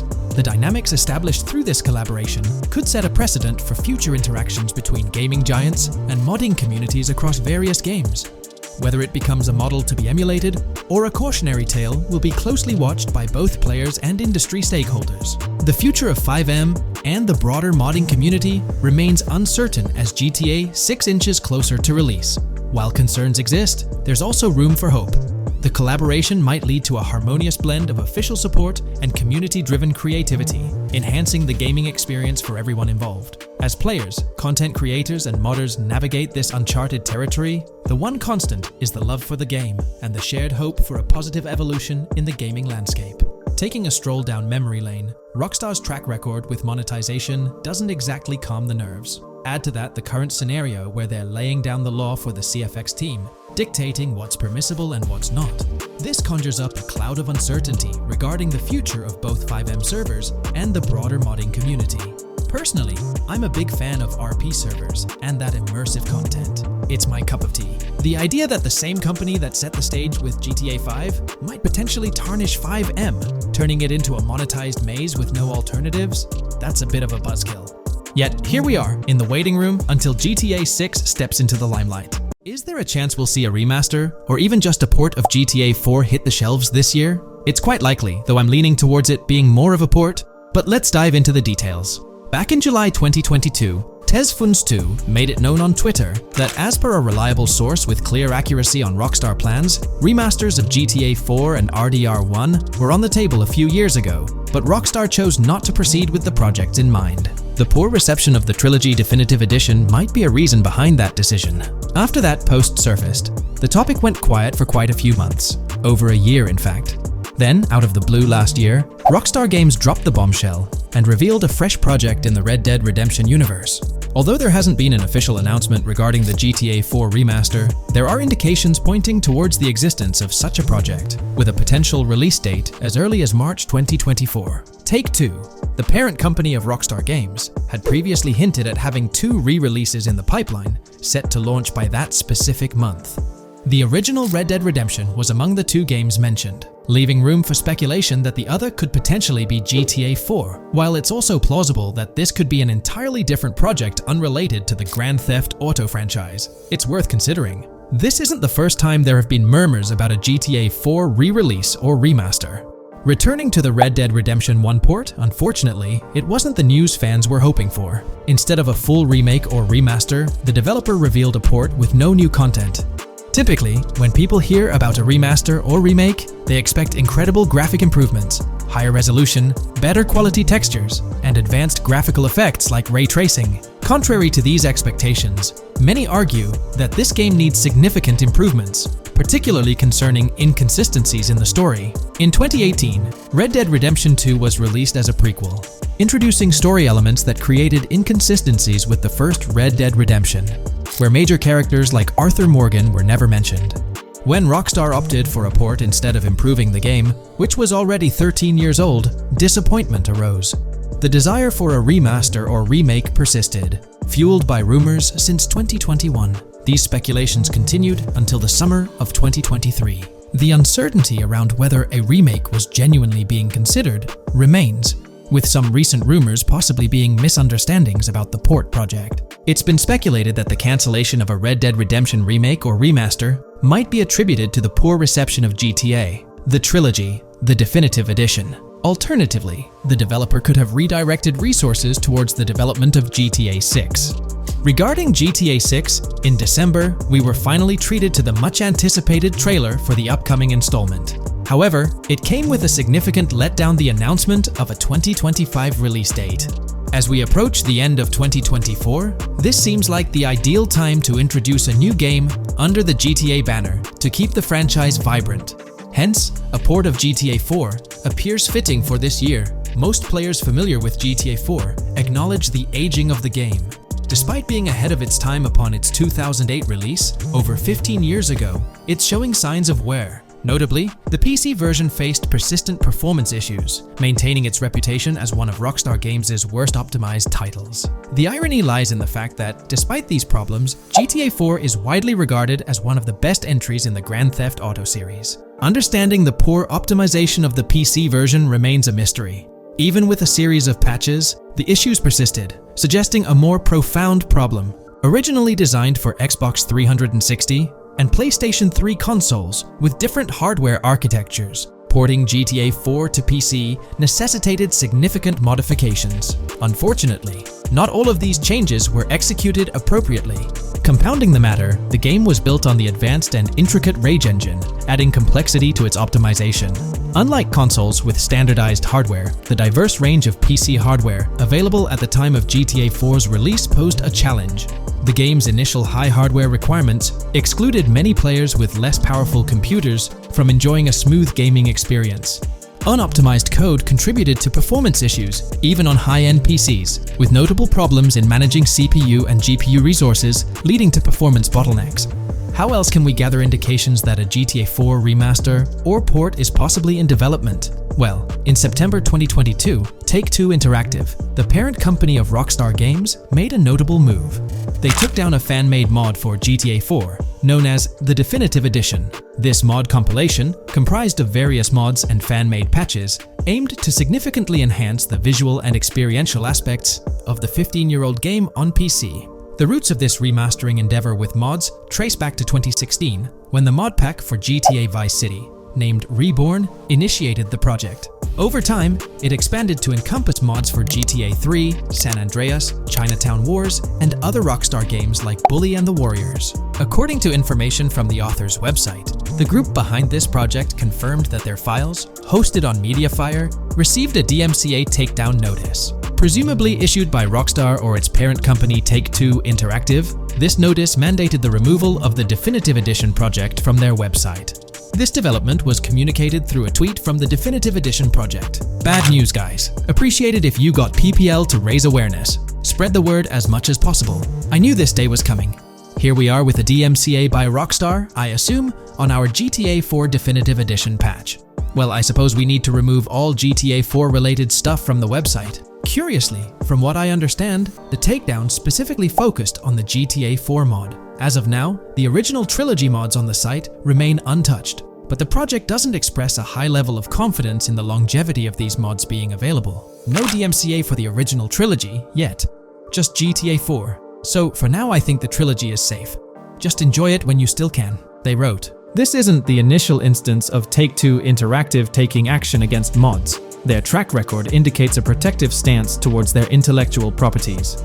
They've previously taken down mods before, a practice observed prior to the unveiling of their own definitive edition for the original GTA trilogy. Despite its problematic release, that project proved to be financially successful. Many in the gaming community express a desire for Rockstar Games to follow suit and release a remastered version of GTA 4, similar to what the studio accomplished with the trilogy. Xbox One, Series X and S users currently enjoy the luxury of playing GTA 4 through backward compatibility. However, this isn't the case for PS4 and PS5 users. Should Rockstar opt not only for re-release support, but also for substantial changes to the game, there are certain aspects of GTA 4 that could benefit from improvement. First and foremost, graphics are an apparent focal point, a common aspect of remasters to enhance the visual experience. It's worth noting that beyond the expected graphical upgrades, GTA 4 might require more nuanced improvements. One aspect that garnered criticism was the peculiar yellow filter present in the original game, making everything appear dull. This yellow tint, a characteristic of the late 2000s and 2010s, was often disparaged when employed in video games. For an open-world game like GTA 4, many argue that this filter made little sense. Various graphics mods for the PC version, such as the Ice Enhancer 4, have demonstrated that Liberty City can maintain its gritty atmosphere without this filter. For a glimpse of what a GTA 4 remaster could potentially achieve, the Ice Enhancer 4 graphics mod offers an illustrative example.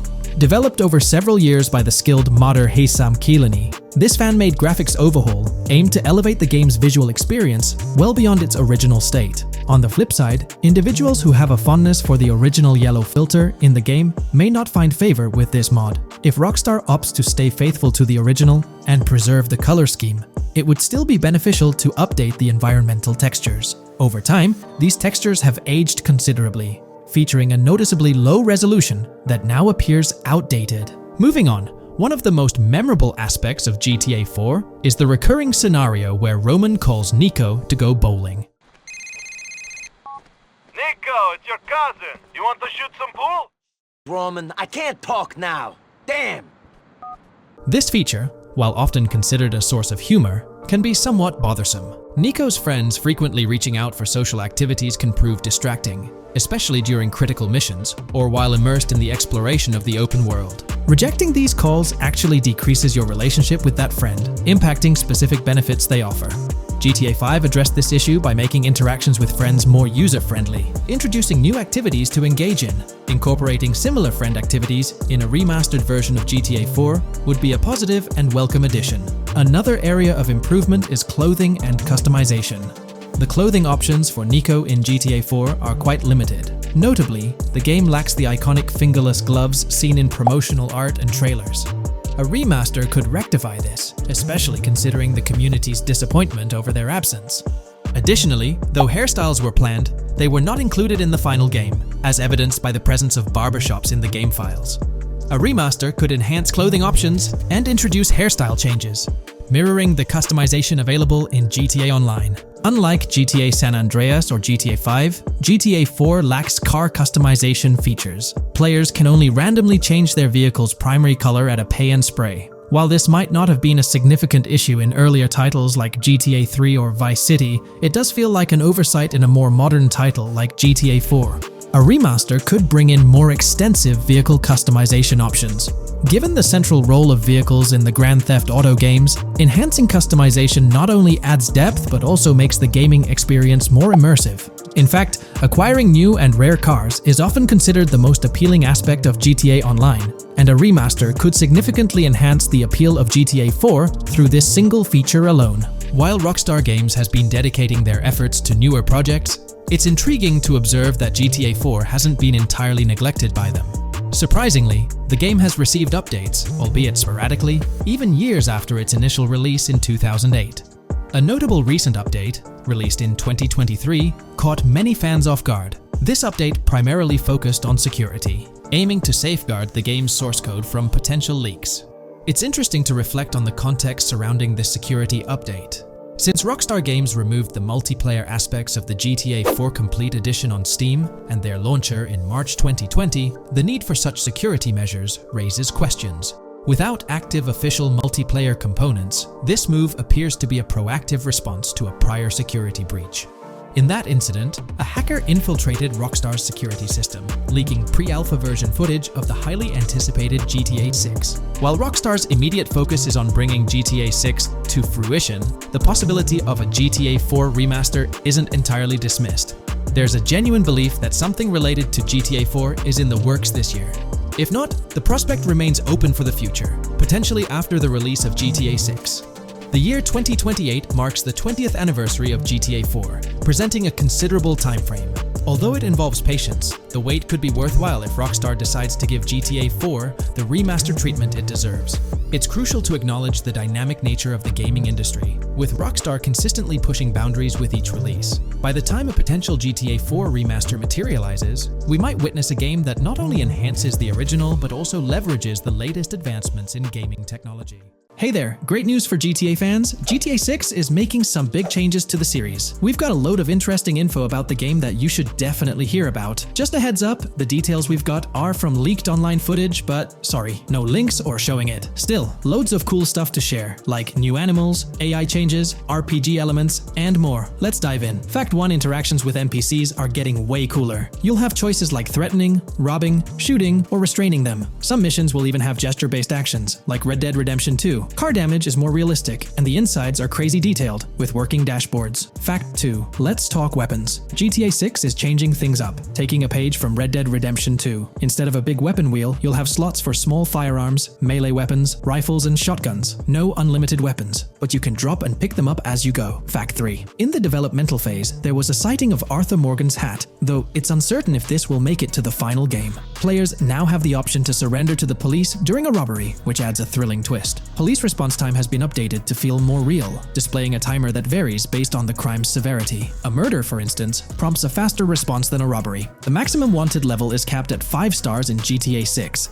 and the possibility of a 6-star level seems improbable in the current gameplay being developed. By the way, I'm holding a monthly giveaway for a PlayStation 5. You just need to subscribe and you're entered. Now, back to the video. Fact 4. Police AI has significantly improved from the last game. Instead of rushing in blindly, they now exhibit more realistic and intelligent behavior. If you commit a crime and flee in a vehicle, cops will note the specific vehicle and license plate, making evading them more challenging. Fact 5. Let's talk about the strong emphasis on indoor locations in GTA 6. There's a bunch of different interiors to explore, like nightclubs, motels, hotels, restaurants, pawn shops, supermarkets, fast food joints, gun stores, shooting ranges, and the Vice City metro station. Plus, they've added working elevators for a more immersive feel. Interestingly, there's a risk of players getting banned from stores, which adds a twist.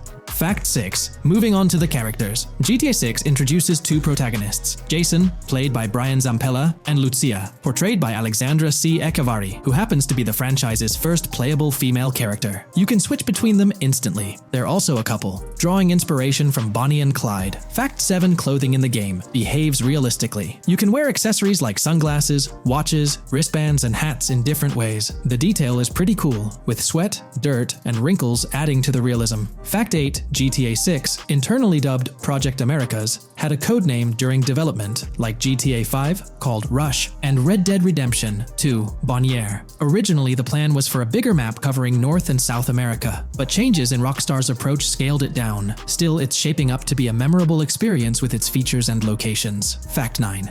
GTA 6's map is officially bigger than GTA 5. This time Vice City takes the spotlight, a Miami-inspired area with its surroundings, giving players a vast and diverse landscape. There's even a lake in one of the videos that hints at a significant part of Florida being in the game. Fact 10. Hold on to your seats. The jetpack's back. Shooting out of cars is on the cards too, adding more thrill. And get this, GTA 6 introduces 18 brand new vehicles to the franchise. Fact 11. In GTA 6, you'll bump into various events, like random mugger encounters and NPC-hosted yard sales. There are hints at riding events, which could mean horse riding, maybe even involving the Red Dead Redemption 2 team. Fact 12. New firepower alert. The spear gun's making its first appearance, letting players shoot underwater spears at their targets. Plus, there's a bunch of gear you can use, like binoculars, cut-off tools, flashlights, immobilizer bypasses, slim jims, USB drives, tasers, zip ties, and auto dialers. Fact 13. The game has RPG stuff like weight and muscle management, seen in the Spool Couple Workout Challenge. Leaked footage showed Jason and Lucia's apartments. For example, Jason's place has a bathtub for in-game baths. Fact 14. Rockstar's planning to add new missions and cities regularly after GTA 6 launches. Whether this is for online or story mode isn't clarified yet. Expect an improved cover system, better than what we've seen in other Rockstar games. Fact 15. Make sure not to overlook the Kingston Hotel. It's a lively spot with pool parties and live music, making GTA 6's world even more vibrant. Fact 16.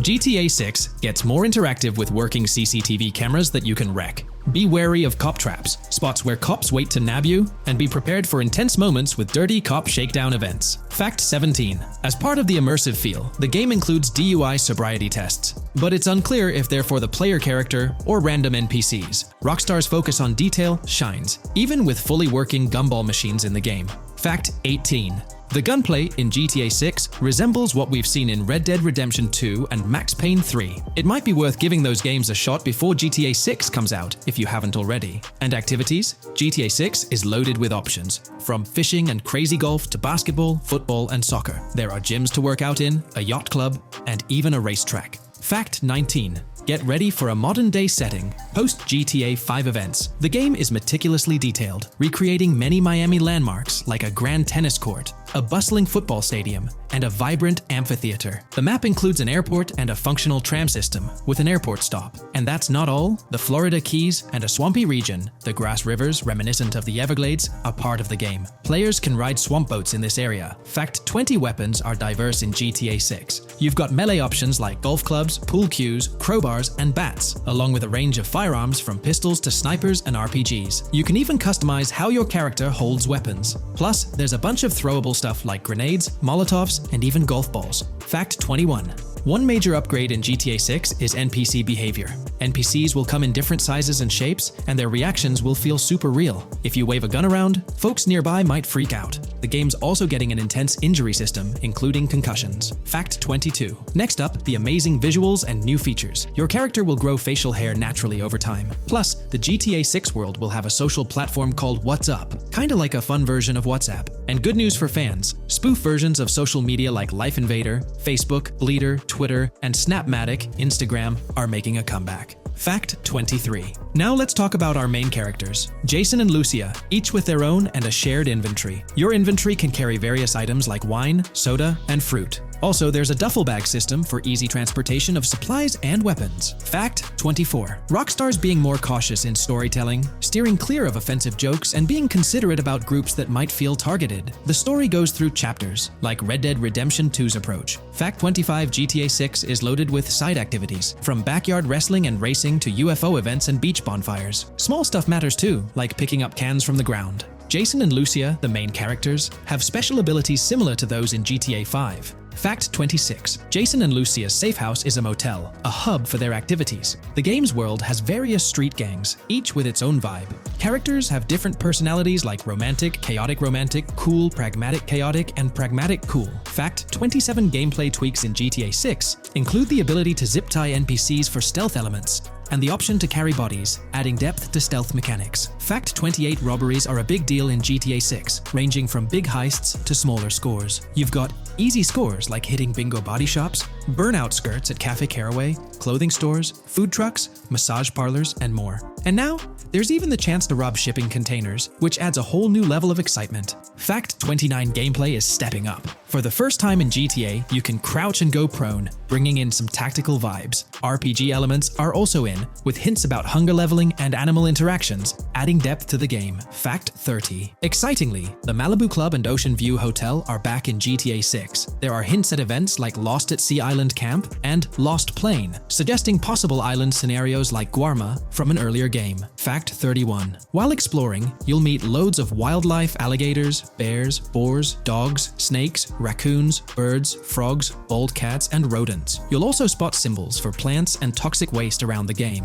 Fact 32. In the game, watch out for the Scarface crime scene, maybe a nod to Tony Montana as an Easter egg. There's also a murder mystery called Missing Tourists. Plus, spots for campers are scattered around, hinting at the chance of owning a camper van later. Remember, these details are from development footage, so they might change before the final release. Still, they give us a great peek into what Rockstar's cooking up for GTA 6.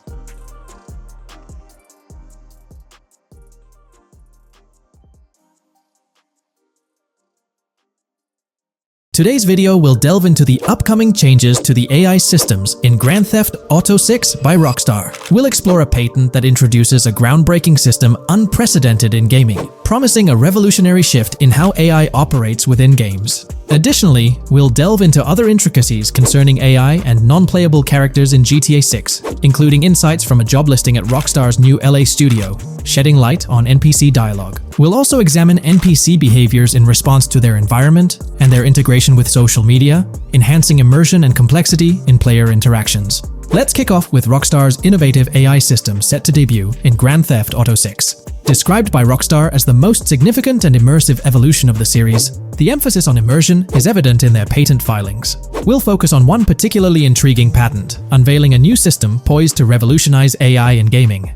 Considering Rockstar's commitment to delivering the most immersive experience yet, it's evident that NPCs and AI will play pivotal roles. This patent specifically pertains to animations in GTA 6, aptly named System and Method for Virtual Character Locomotion. Back in 2020, Rockstar Games unveiled an innovative system that will debut in GTA 6. Now, the details might sound a bit complex, but essentially, this patent outlines a fresh approach to animating characters and imbuing them with dynamic intelligence. These characters will now possess a kind of virtual brain, allowing them to react to their environment, other NPCs, weather, and even their mood, influencing their animations on the fly.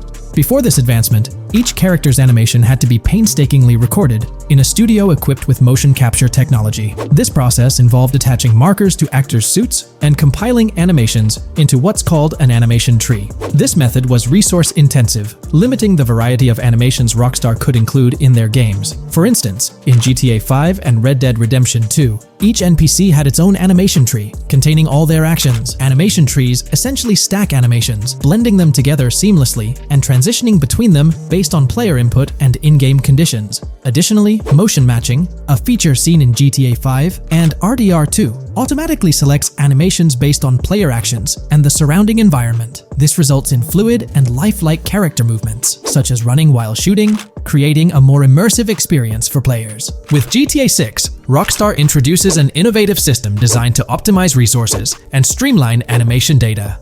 This approach allows for more content within the game while offering a broader array of animations. It shares similarities with motion matching but diverges in its utilization of a new framework. Rather than relying on conventional animation trees, character animations will be predominantly data-driven, adapting dynamically to environmental cues. These animations will be categorized into distinct motion types, representing unique character styles. Each character will possess a designated motion type, enhancing the depth and realism of their movements. As an illustration, let's consider various states such as tired, injured, and normal, each corresponding to a set of animations. Additionally, every character will possess their own blackboard, a virtual representation of their current state and surroundings. This blackboard stores crucial data including the character's condition, location, weather, temperature, and more. Utilizing this information, the game's code dynamically selects appropriate animations or styles for the character, enhancing their responsiveness to the virtual world. For instance, in the Ocean Drive scene from the trailer, we observe a character seated on the sidewalk. As a group of NPCs pass by, he attentively observes them, reacting accordingly to their presence. With this system, the gameplay experience is poised to become even more immersive. It will prioritize environmental data, including the presence of other NPCs and vehicles, alongside factors influencing the character's mood. Consequently, NPCs will exhibit previously unseen levels of reactivity, shifting focus to a noteworthy job listing from Rockstar's recruitment opportunities. Last year, Rockstar opened a new studio in Los Angeles. From what we know, it's purely a new motion capture studio, so they have another one besides the one in New York, mainly to record NPC dialogue probably. This discovery confirms that. I checked Rockstar's careers page just now, and there's a job offer at Rockstar LA for Associate Writer Pedestrian and Ambient Dialogue. This could indicate that they are still writing and recording GTA 6 NPC dialogue right now. This suggests that the development team is currently engaged in scripting and recording NPC dialogue for GTA 6. You can find the specific responsibilities outlined in the job description provided. It says, write funny, character-driven, and unique dialogue for our ambient population. Work with key stakeholders to understand and support the technical requirements for player-led, dialogue-based interactions with our ambient population. Provide exciting dialogue that works within the strict constraints of a complex game system. Undertake self-motivated research and leverage that research to enrich your writing. Understand and match the tone of our games. This underscores the commitment of Rockstar to ensuring that GTA 6 remains true to its franchise roots. Aligning NPC dialogue with the established GTA universe bodes well for the game's authenticity. Shifting gears to another aspect related to NPCs, let's delve into how they'll integrate with social media. Not only will NPCs exhibit more lifelike behaviors and interactions with their surroundings, but they'll also engage with social media platforms, a novel addition to Grand Theft Auto 6. Here's a rundown of the phones observed. NPCs will be equipped with various phone models, as evident from both images and the trailer. Notably, NPCs will actively engage with their phones, which boast fully functional cameras and displays, an improvement over GTA V. For instance, in a scene from the trailer set on Ocean Drive, an NPC can be observed capturing photos or videos with their phone. The displayed imagery accurately reflects the NPC's point of view, suggesting the possibility for NPCs to record and share in-game content on the virtual social media platforms. Let's delve into an intriguing Reddit post that delves into this aspect further. Here's why NPC-recorded TikToks aren't as far-fetched as you think. A common speculation point I see on this subreddit is the potential for NPC-recorded TikToks for the game's social media that was teased in the trailer. Like someone filming you, commit a crime, and you later seeing that post online. Many have dismissed this as far-fetched in terms of development complexity, but I wanted to discuss why it's plausible. Firstly, I think we've already seen a system that could serve as a base for building a TikTok-like system, the Instant Replay, Rockstar editor from GTA 5. Given this game is more of a sandbox with physics rather than a competitive shooter, where replay systems are typically seen, it's even more impressive to consider this system in GTA 5. It accurately records and replays events just as they happened, with every car, ragdoll, etc., moving just as it did originally in the moment. The tech behind this isn't actually recording like a camera and replaying, it's really just recreating it, which again makes it impressive how much time Rockstar put into it, making it accurate. To me, this feels like what could be used as a base for a system where NPCs record their own videos from their perspective. This next thing is something I could have sworn I remember hearing long ago, but can't seem to find, and was hoping someone on here remembers too. Back before GTA 5's launch, there were details revealed through various interviews, magazines, etc., and I remember hearing or reading something about being able to watch your own crimes on Weasel News on the TV. This obviously didn't end up in the game, but there is a slight remnant of it in GTA Online. Am I the only one who remembers this being mentioned for single player though? Maybe my mind is playing tricks on me. Anyways, this last point is actually from the trailer, at the 0:33 mark. In this scene, we see a lot of NPCs hanging out on a busy street, and one NPC in particular recording on his phone. As we know, Rockstar's trailers are always all in engine, no CGI cinematics, so I think it's worth noting that it looks as if his screen is accurately showing what he's looking at. My screenshot is zoomed in, but if you got Hatmark on the trailer, you can see it matches up to what he's looking up at. Could this be a hint towards said system, or just a nice detail? Rockstar has a reputation for delivering what they showcase in their trailers, often exceeding expectations. Their dedication to enhancing NPC interactions in GTA 6 underscores their commitment to creating a vibrant and authentic game world. I'm curious to hear your thoughts on these developments. Feel free to share your opinions in the comments below. GTA 6 has been announced, and it's caused a whole bunch of rumors to swirl around. We've got a list of stuff that's actually confirmed for the game, so let's dive in. Now, the game isn't coming out anytime soon. Rockstar Games is still working hard on it, but thanks to some leaks, we've got some inside info on what to expect. We're talking vehicles, game physics, and the main characters, Lucia and Jason. Plus, we've got details on the map, the huge open world, activities, and all the weapons you can play with. There's also a bunch of cool stuff going on with NPC AI, RPG elements, and some new gameplay features. People are pretty hyped about all this, and they're chatting up a storm about what GTA 6 is going to be like. Now let's check out the vehicles in the game. The GTA forums did a solid job gathering this info, so shout out to them. So we've got confirmed vehicles like the Blista Compact, Ocelot Locust, and something that looks like a 90s Buick Skylark. By the way, I'm holding a monthly giveaway for a PlayStation 5. You just need to subscribe and you're entered. Now, back to the video.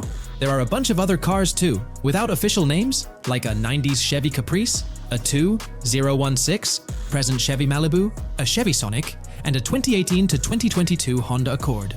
Rockstar usually gives these cars funny names. Other rides include the Albany Primo, Benefactor Shafter LWB, something that's like a mix of Ford Explorer and Tahoe from the 90s or 2000s, a 2018, present Toyota RAV4, with Lexus NX vibes and a Mercedes grille, the Pegassi Tauros, a 1980s Jeep CJA Scrambler, a 5th-gen F150, a G20 conversion van, a Brute camper, a Vapid Speedo, HY Mixer, Metro Mover, D-Class Sheriff SUV, Mobatsu Sanchez livery, Nagasaki Street Blazer, a 1970s Ford Ranchero, a 1971 Buick Estate, an Albany Emperor, D-Class Turbo Sabre, Yoga Classic, the Contender, and Sadler. And don't forget the Slam Van pickup, Bobcat XL, an updated Regina, Alpha, Gauntlet Classic, Moonbeam Helion, Boxville Go Postal, an unknown Albany car that's based on a 1959-60 Cadillac, a Rebel, some Asian sedan, Ferrari or Feroci, Baller, Novak, Buffalo STX, Alpha and Feudo, a Benson, NF 890, Buffalo with no sports bumper,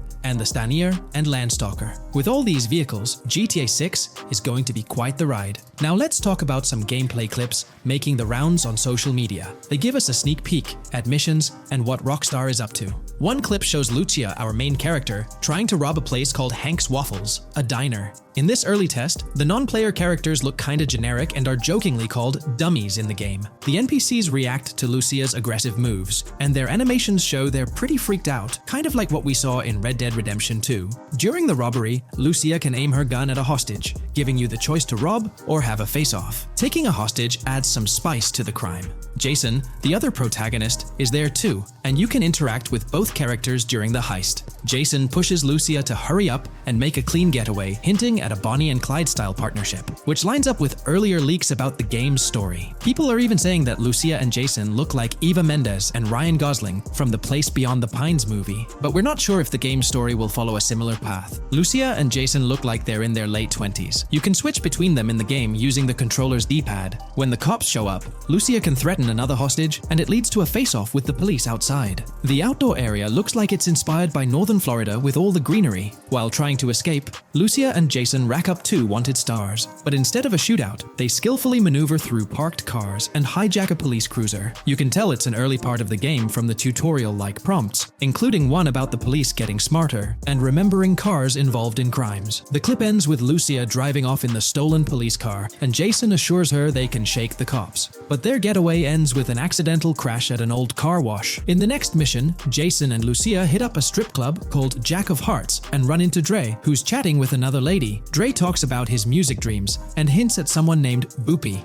During this chat, we get messages from 2 new contacts, Billy and RB Shaw, through a WhatsApp parody. The early footage shows a minimap that looks like the one in GTA 5, with icons that probably stand for missions from characters labeled WM and YJ. As they head up to the VIP second floor, Dre has a run-in with DJ Tip, who's upset about waiting for drinks. Dre steps in, but it's clear that Tip isn't the most popular guy. Dre moves on, and that's where the clip ends. Just remember, this is early development footage, and things might change as the game gets closer to release. Another leak spills the beans on more than 500 world events, encounters, and Easter eggs you'll come across while playing. There's too much to cover, but I'll mention a few interesting ones. You'll find stuff like missing tourists, yard sales with new clothes, an event that's a bit like the insurance fraud thing in Saints Row, a voice in the storm drain that might remind you of Pennywise, a Bonnie and Clyde mystery that spans different places, and a workout challenge that suggests fitness activities are back. Players can also stumble upon an island camp, DUI tests, UFO sightings, an animal house,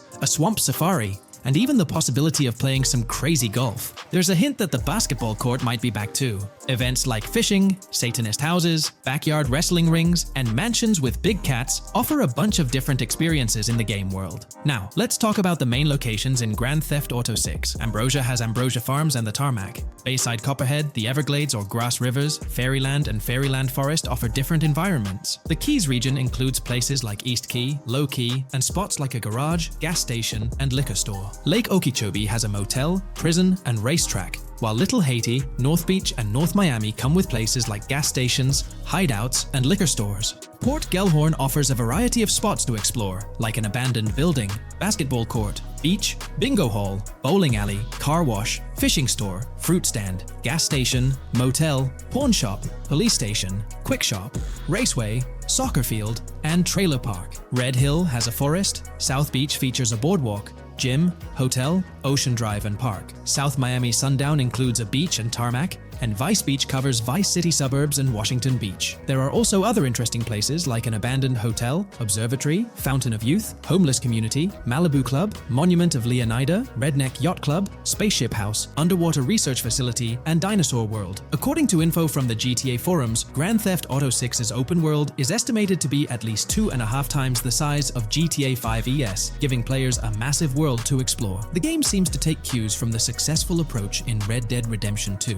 promising a well-designed open world with intriguing mysteries. We've spotted some real-life Florida locations in GTA 6's development footage, like the Homestead Miami Speedway turned into the Port Gellhorn racetrack, and recognizable places such as Portofino Tower, Sombrero Key Light, Solar Amphitheater Bayfront Park, and Lone Depot Park. Even the 1000 Museum, a high-rise condo in Miami, is in the game, showing Rockstar's attention to detail. A metro map that's a match for Miami's real one suggests a deep immersion in the game world. The lush landscapes and greenery might hint at a move into Georgia, but that's just speculation until we get official word. Details like the Vice City Neighborhood Police Department resembling the Miami Beach Police Department show Rockstar's creativity and world design. As always, we're waiting for official announcements to see how all these elements come together in the final game. Until then, the mystery of Grand Theft Auto 6 keeps fans excited. There's a recent leak suggesting that Alexandra Christina Echevarri could be the voice behind Lucia in Grand Theft Auto 6. Her voice from a demo reel seems to match up with Lucia's leaked dialogue. We've covered a ton of info about Grand Theft Auto 6, from gameplay details to new features. It's important to remember that the game might still be a couple of years away from release, so we'll have to be patient. Now, let's dig into some interesting findings from the leaked clips. We see Jason and his pals hanging out by an in-ground pool in a lower-income neighborhood, cracking jokes about a parody of social media called Life Invader. It's all about brain downloading and poking fun at Jay Norris's demise. Classic Grand Theft Auto humor. The leaked clips also give us a peek into early police AI testing, showing NPCs using cover better during gunfights. In one scene, Jason robs a diner worker with an assault rifle, and we see some dialogue options that look like they're from Red Dead Redemption 2, but they might just be placeholders. Jason's new ability to go prone is a fresh addition to the franchise, and a scene in a thrift or antique shop hints at the option for robbery, maybe even a place to sell stolen items, which adds depth to the gameplay. There are animation tests for Lucia and Jason, doing stuff like jogging, stopping, and ducking to avoid gunfire. Rockstar's developers also tested vehicle crashing physics, with a car driving over an overpass. Highway signs mention North Beaches and Lake Leonida on Interstate 97, with the current exit leading to Washington Beach. In another scene, Jason stumbles upon a shipping container full of cash and a motorbike. Various development clips show changes to the inside of a vehicle, suggesting new vehicle designs or customization options for players. Throughout the clips, there are various interactions with NPCs in the open world, like characters taking selfies, which makes the game's world feel more immersive. Another mechanic borrowed from Red Dead Redemption 2 is the ability for characters to pick up and carry bodies, adding depth to the gameplay. We also see other influences from Red Dead Redemption 2 in different aspects of the game. The weapon wheel system is similar to Red Dead Redemption 2 with limited weapons and items you can carry. Lucia has a loot bag that might be used for robberies or stealing stuff from different places. The inventory system lets players hang on to health kits and other items for temporary buffs, and Jason can pick up and drop weapons from his inventory. In one scene, Jason enters a gang member's territory and takes cover behind a truck, and we see unique animations for characters reacting to getting shot. There's a mention of a jetpack that was previously leaked by Tom Henderson, and it's inside the Jack of Hearts Club. The game includes parody logos for social media like Snapchat, Instagram, and Life Invader. Characters have different hairstyles, and there are realistic details, like Lucia's bra showing under her shirt, which adds to the game's realism. A new feature is the ability for players and NPCs to hold their guns sideways, which changes things up in combat. We also see Jason doing some fancy rifle tricks in the air, and another character in a parking lot shoots at him while holding his pistol sideways. The clips mention animations like overdose, which hints at unique actions or events in the game. There are hints of horses and horse riding mechanics, likely inspired by Red Dead Redemption 2. The open world is packed with places to explore, like motels, metro stations, restaurants, pawn shops, and supermarkets. Small details like being able to get a gumball from a quick shop machine add to the overall experience. The game adds RPG elements, like managing food, drinks, sweat, fatigue, and even taming animals, which gives players a deeper gameplay experience. There are references to mountain bike ramps and city bike rentals, promising fun cycling activities. The leaked clips talk about loads of weapons, from regular firearms like pistols, shotguns, and rifles to unusual ones like golf clubs, baseball bats, and crowbars. Players can also use tools like flashlights, binoculars, and lockpicks. Players can stay in motels and hotels, with the Kingston Hotel as one option. There's even a pool party with live music for players to attend. References to the Everglades and wildlife like alligators, snakes, raccoons, and birds hint at diverse and unique environments to explore. A cool addition is the ability to shoot while swimming, which adds a new twist to combat situations. With all these elements, Grand Theft Auto 6 promises to be an immersive and engaging gaming experience. Here's all the information we've managed to gather about Grand Theft Auto 6 so far. Dedicated fans have compiled a 60-page document that meticulously covers every new feature revealed in last year's leaks. These features have been officially confirmed by Rockstar Games, as they originate from the footage Rockstar themselves acknowledged as part of Grand Theft Auto 6. Keep in mind that the game is still in development, so some details might evolve. However, as of now, these are the features you can expect to find in the game. If you're interested in delving into the full document, you can find a link in the description. But bear in mind that it's quite an extensive read, so we'll break it down for you. Let's begin by discussing the game engine. Euphoria physics has undergone adjustments, and improvements have been made to the ragdoll physics and overall game physics compared to GTA 5. Additionally, Grand Theft Auto 6 will incorporate lighting and skybox systems similar to those seen in Red Dead Redemption 2. This means you can anticipate enhancements like volumetric clouds and better lighting, which mark a significant leap forward, even compared to Red Dead 2. One notable detail from the leaks is the presence of heavy fog, a feature not prominently seen in GTA 5, except for snowy conditions. Advanced weather systems will play a more prominent role in GTA 6, adding depth and immersion to the game world. As for characters, we already have insights into several individuals set to appear in the game. While Jason and Lucia are the main protagonists, the leaks have revealed the existence of other characters. These include Dre, not to be confused with Dr. Dre, Sam, a friend of Dre, Kai Wyman, Zach R.B. Shaw, and several others like Vicky, Iris, Shanice, and YJ. It's quite astonishing that we even have details about their heights. Lucia stands at 5 feet 3 inches, while Jason measures 6 feet 1 inch tall. By the way, I'm holding a monthly giveaway for a PlayStation 5. You just need to subscribe and you're entered. Now, back to the video. We've also got details on 3 different gangs set to make an appearance in Vice City: Sand for Sand, a Haitian gang, the Guardia Brothers, and the Far-Right Militia. Moving on to tools and items, the list is quite extensive. You can expect to find an autodialer, binoculars, immobilizer bypass, a color tool, painkillers, a pool cue, trauma kits, a golf driver, various food and drink items, a golf putter, a USB drive, a golf iron, a crowbar, a golf wedge, a torch, a Slim Jim, a tracker jammer, a duffel bag for stashing your loot, cigarettes, and a backpack, again for storing your loot. When it comes to weaponry, the leaks confirm several options: a rocket launcher, an assault rifle, a baseball bat, a polymer pistol, a knife, a bolt-action sniper rifle, a Molotov cocktail, a spear gun, which is intriguing, a smoke grenade, a compact SMG, a flashbang, a micro SMG, a hunter sniper rifle, a heavy machine gun,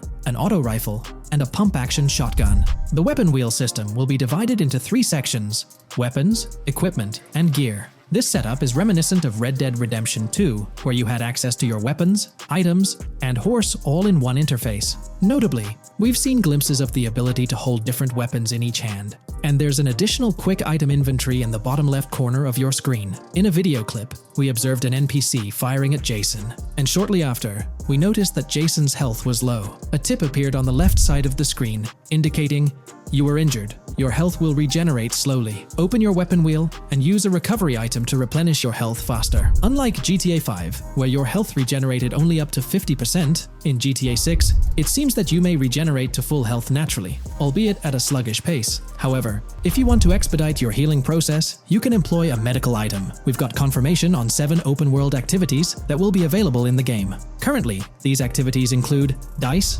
golf, fishing, and races. Additionally, there's a van shipment activity, and in one of the videos, you can spot the spawning location for a delivery van event. This location is near the industrial area of Port Gellhorn, and it's noteworthy that there's a warning poster about security cameras in this area, suggesting the need for caution while attempting to rob the van. Now, regarding robberies, if you've seen the leaks, you might remember the Hank's Waffles robbery, which was quite impressive. Jason and Lucia took on the challenge of robbing this massive diner. In another clip, when Jason was entering a store for a robbery, it became apparent that he possessed an ability allowing him to see through walls. The leaks also mention events related to searching vehicle trunks for something valuable, or perhaps finding nothing at all. Moving on, there's another event type called Deliveries mentioned, specific to Port Gellhorn. It's somewhat challenging to predict the exact nature of these events, but that's all the information we have for now. As for enterable buildings, Grand Theft Auto 6 is set to offer more opportunities for exploration. Confirmed locations you can enter include the Malibu Club, a pawn shop, the Jack of Hearts, supermarkets, bars, restaurants, apartments, and laundries. Now, let's discuss multiplayer. In the leaked files, we did come across one multiplayer clip, and in the bottom left corner of the screen, it displayed PL2 of 32, indicating that there were 2 players in the lobby out of a possible 32 slots. This mirrors the setup seen in Red Dead Online and GTA Online. While it's mentioned as 32 slots, it's worth noting that the player count is actually capped at 30, with 2 additional spots reserved for spectators. While hopes may be for larger lobbies in GTA 6, at least during this testing phase, they were exploring the feasibility of 30-player lobbies. Let's delve into collectibles in the game. During a scene in one of the clubs with Lucia, we can observe a developer placing a cardboard box on the ground. Notably, these boxes appear to be lootable, with a circle icon indicating their interactability. The debug text on this box reads, collectibles_car_pass, suggesting that these boxes will contain car part collectibles. Furthermore, there's mention of Wyman car parts boxed generic used, which has sparked speculation that players may collect car parts specifically for a character named Wyman. It's inferred that both Jason and Wyman share an interest in classic cars. Moving on, we've got collectible hats. In a video featuring Jason in an apartment, a developer is seen interacting with a hat labeled as an ambient collectible hat in the debug text. This implies that one of the ambient activities in the game will involve gathering various articles of clothing, which adds an intriguing layer to gameplay. Now there's a comprehensive list of brands featured in the game, which I won't read out individually, as many may not be of significant importance to the storyline. Instead, I'll display them on your screen for your reference. Feel free to pause the video if you'd like to take a closer look. Moreover, we have a list of confirmed animals in the game. As of now, the roster includes snakes, seagulls, skunks, raccoons, alligators, boars, wading birds, squirrels, southern leopard frogs, crayfish, lizards, skunk apes, pigeons, opossums, and whales. Keep in mind that this is not an exhaustive list, and there's a good chance we'll encounter even more wildlife when the game officially launches. These are simply the animals we have information on at this point in time. In the ongoing exploration of the forthcoming Grand Theft Auto installment, a plethora of new gameplay mechanics has come to light. These enhancements promise to augment the player experience in a variety of ways, ushering in a fresh layer of dynamism and immersion within the game world. First and foremost, players can now maneuver while ensconced in cover. This feature introduces a newfound level of flexibility during engagements, allowing for more strategic positioning in combat scenarios. Additionally, the ability to assume a prone position, a feature conspicuously absent in previous iterations of the game, adds an exciting dimension to gameplay, affording players the capacity to lie flat on the ground, potentially enhancing stealth and tactical maneuvers. Furthermore, the inclusion of loot bags offers a means to store surplus items, expanding inventory management options. An interesting addition is the capability to both drop and retrieve weapons, affording players greater adaptability in response to evolving circumstances. During intense firefights, a novel under-fire animation engages, wherein the player character instinctively shields their face from incoming projectiles, providing a more immersive combat experience. In the aftermath of enduring a severe blow, players are granted the opportunity to enact self-revival, potentially turning the tide of adversity. In aiming down sights, the option to seamlessly switch shoulders grants players a tactical advantage, facilitating improved positioning and target acquisition. Moreover, hand-to-hand combat now includes the ability to execute grabs, diversifying the melee combat mechanics. A noteworthy addition to the game is the implementation of buddy communication, embodied in the Buddy Comms and Buddy Ping system. Although specific details remain undisclosed, it is plausible that these features will facilitate coordinated actions between the two main characters, Jason and Lucia. Vehicle combat has witnessed a transformation, as shooting from car windows now entails the complete egress of the player character from the window, enabling full 360-degree firing capabilities, thereby revolutionizing vehicular combat dynamics. The intriguing Eagle Eye system, seemingly exclusive to Jason, allows for a form of wall-penetrating vision, although its applicability to Lucia remains uncertain. Enhancements also extend to interactions with in-game elements. Players will find themselves endowed with a broader range of interactions, such as the capacity to carry bodies, engage in robberies, issue threats, and converse with non-playable characters, NPCs, during heists. Moreover, the ability to collect additional items, including beer bottles and cans, enriches the gameplay experience, shifting the focus to new gameplay systems One particularly exciting addition is the concept of money laundering.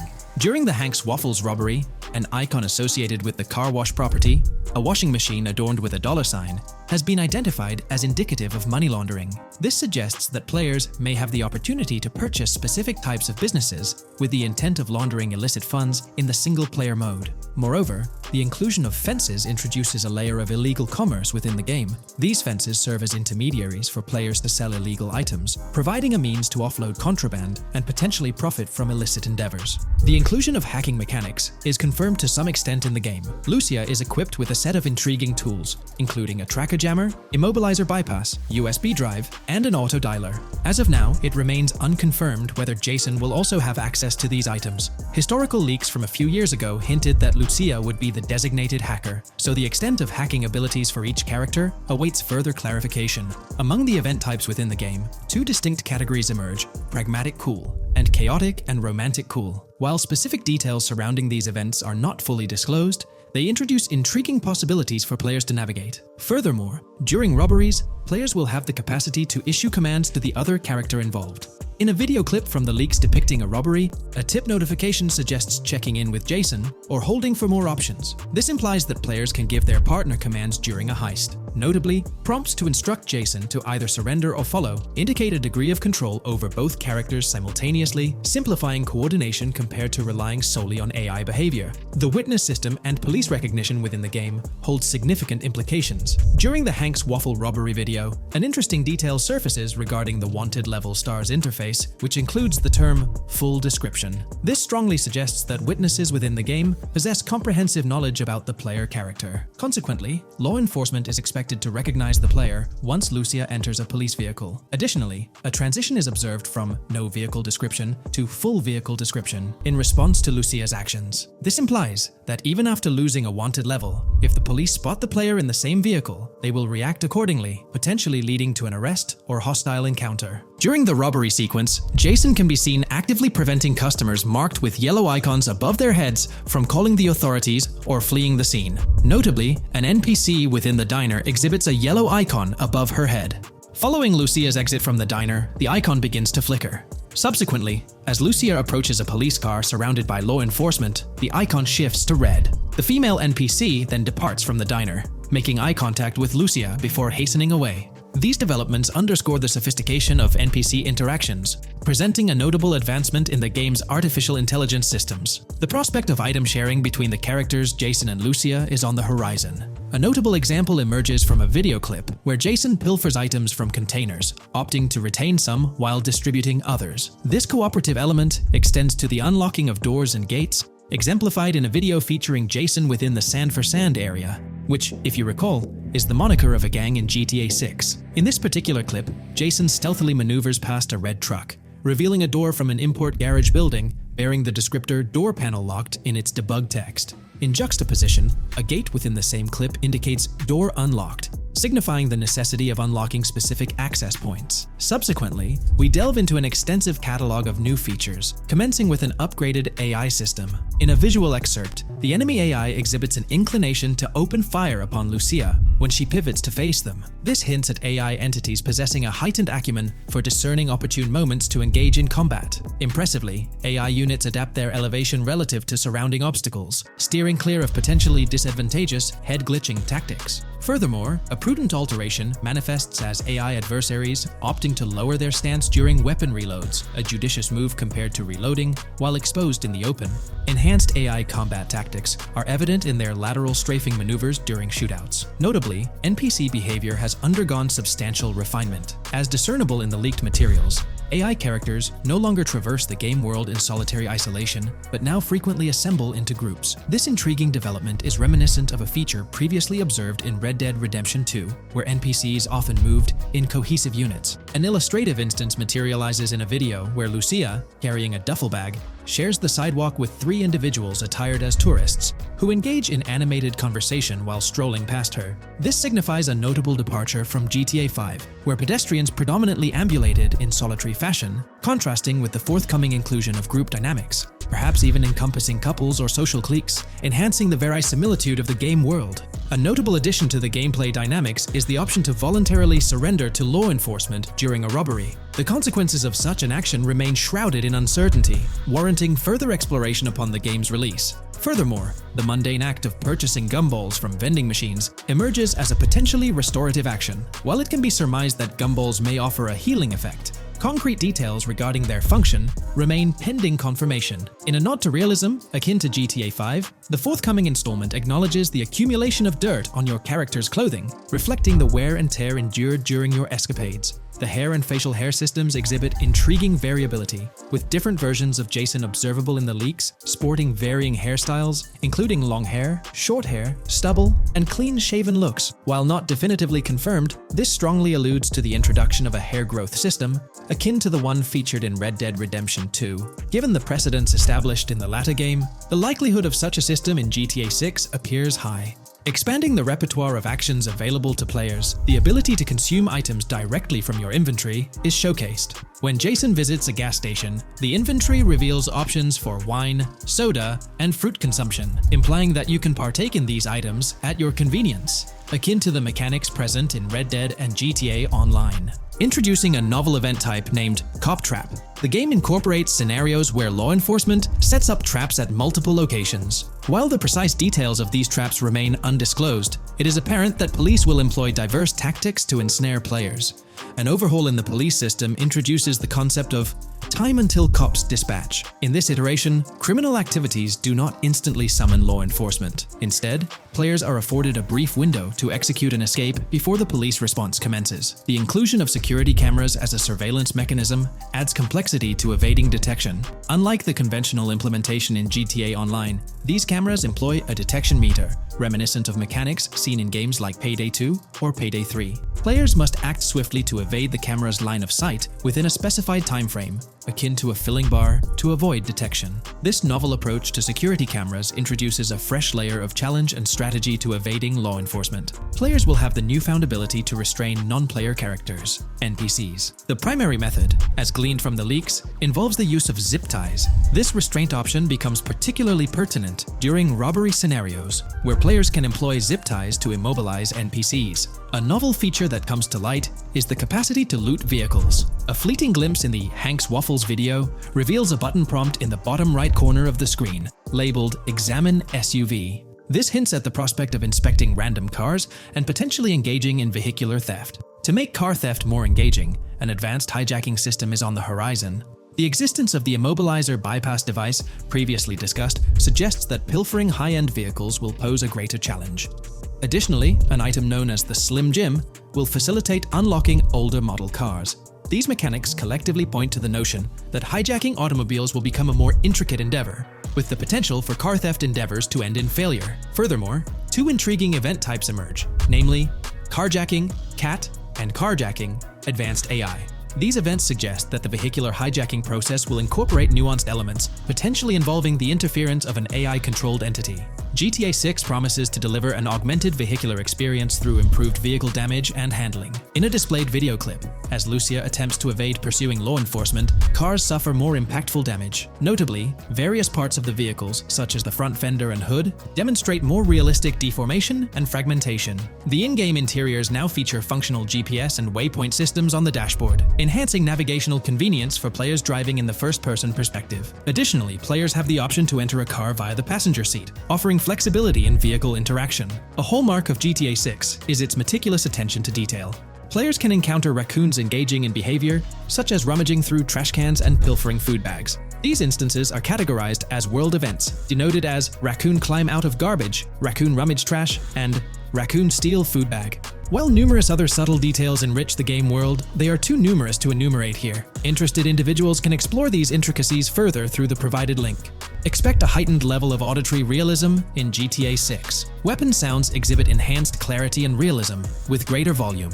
The sounds of bodies impacting the ground will resonate with a more substantial thud, evoking a heightened sense of impact. Police sirens will reverberate off buildings and environmental elements with heightened realism, while items will produce varying auditory responses contingent on the surrounding context. In essence, sound design in GTA 6 aims to authentically replicate real-life auditory experiences. Fascinating developments. Several months ago, a colossal trove of leaked data unveiled a wealth of intriguing random events, world encounters, that promise to enrich the GTA 6 experience. While I won't delve into all of them, the list is nothing short of captivating.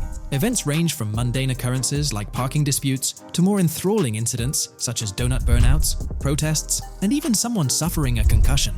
The prospect of navigating the lifelike world of Vice City, teeming with such diverse activities, is undeniably exhilarating. I strongly recommend pausing the video to peruse this remarkable compilation. Additionally, we have been privy to an extensive catalog of vehicles slated to appear in GTA 6. These vehicles, gleaned from both in-game leaks and files, I encourage you to peruse this comprehensive list at your leisure. It resides on page 30 of the document. Furthermore, the leaks have divulged a plethora of confirmed locations within Vice City and its environs. Naturally, Vice City itself takes center stage, while several districts and neighborhoods will pepper its landscape. Notable locations include Edgewater, North Bay City, Rock Ridge, Little Haiti, Vice Beach, South Beach, Washington Beach, and Key Biscayne. Port Gellhorn, intriguingly, appears as a separate city akin to Sandy Shores or Paleto Bay from previous iterations. The list extends to encompass Yorktown, Ambrosia, Sundown, the Keys, La Pearl, Red Hill, Lake Leonida, Hamlet, Stockyard, Homestead, Grass Rivers, Ekin, Fanaka, Underwater, and Relief. Each of these major locations contains a multitude of sub-locations, a testament to the meticulous world-building evident in the game. As if this weren't enough, the dedicated community has endeavored to construct a speculative map of GTA 6 based on coordinates extracted from the leaks. While the precise layout of the map's northern region remains uncertain, the map preview encapsulates the sprawling Vice City to the south and Port Gellhorn on the left. This visual representation of the game world is undeniably impressive and stokes the anticipation for the immersive adventures that await.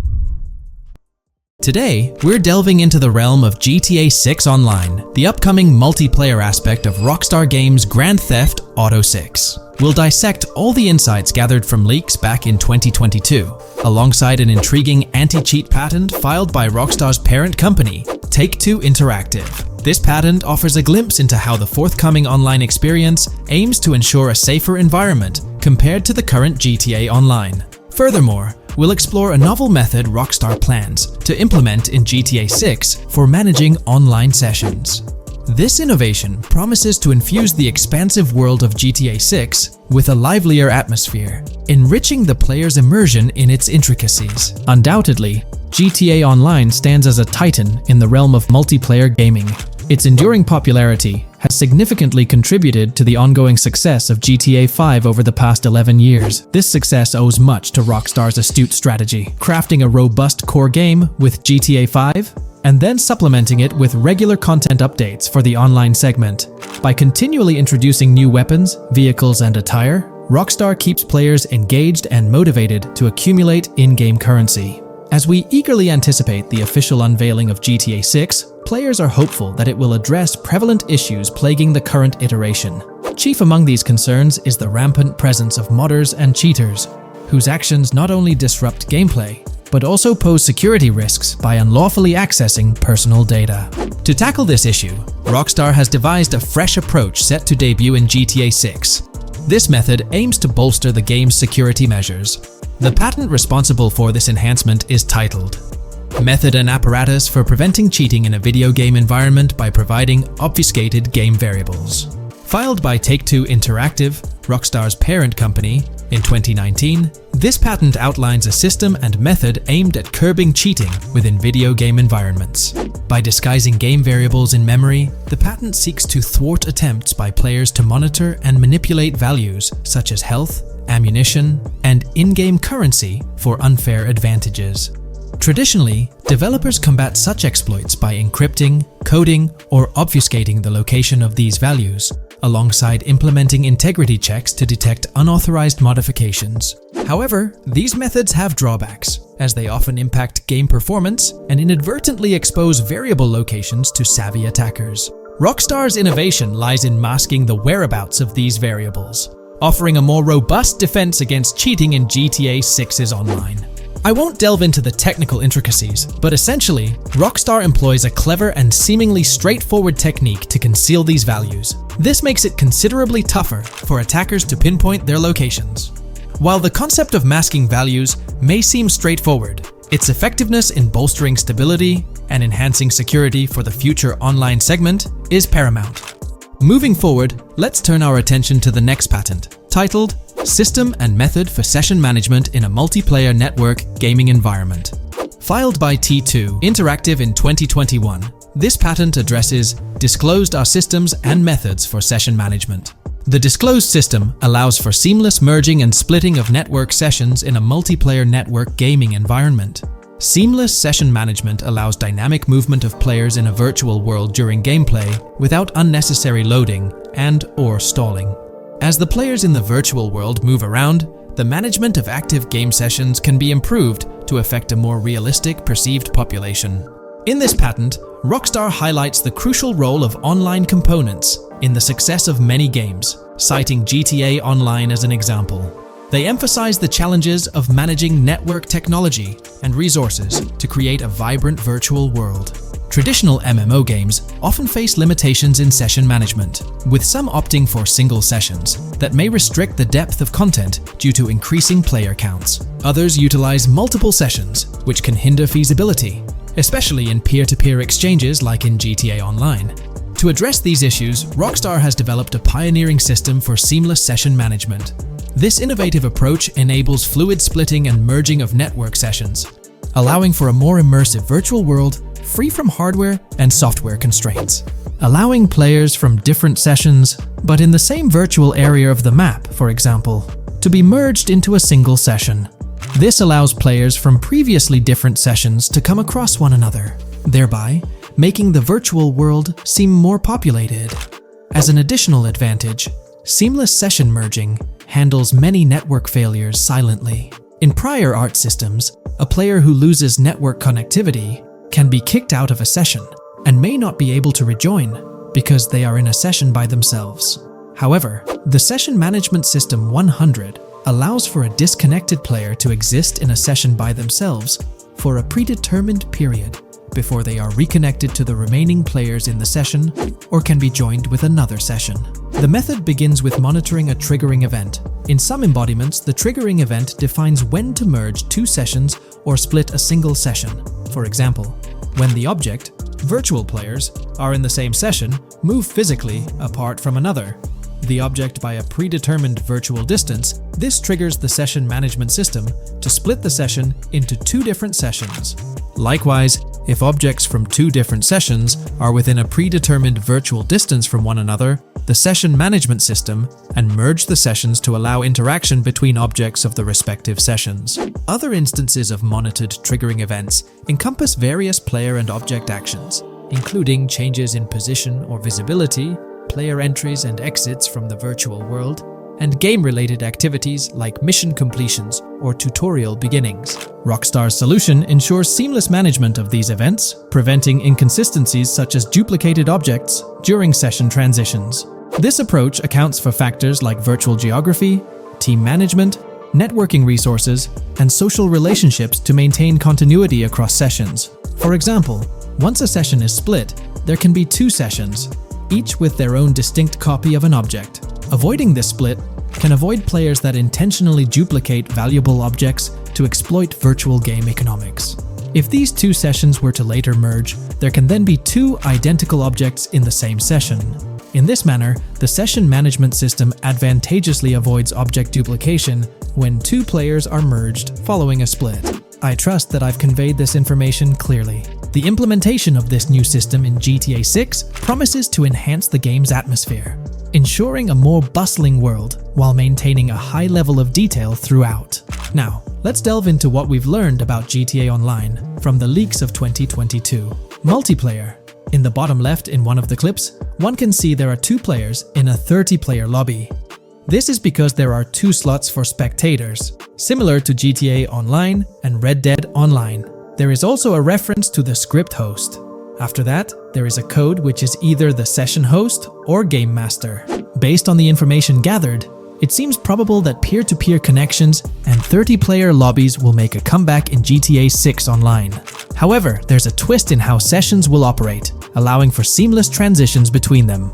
Feel free to share your thoughts in the comments section about everything we covered in today's video regarding GTA 6 Online. Today's video will delve into the latest iteration of the GTA 6 mapping endeavor. The developers have expanded and refined the GTA 6 map significantly, making it the most comprehensive fan-made project to date. It incorporates all available data from leaks and the initial official trailer. We'll explore the recent updates to the map and conduct a fascinating comparison between the current GTA 6 map and those of previous GTA games.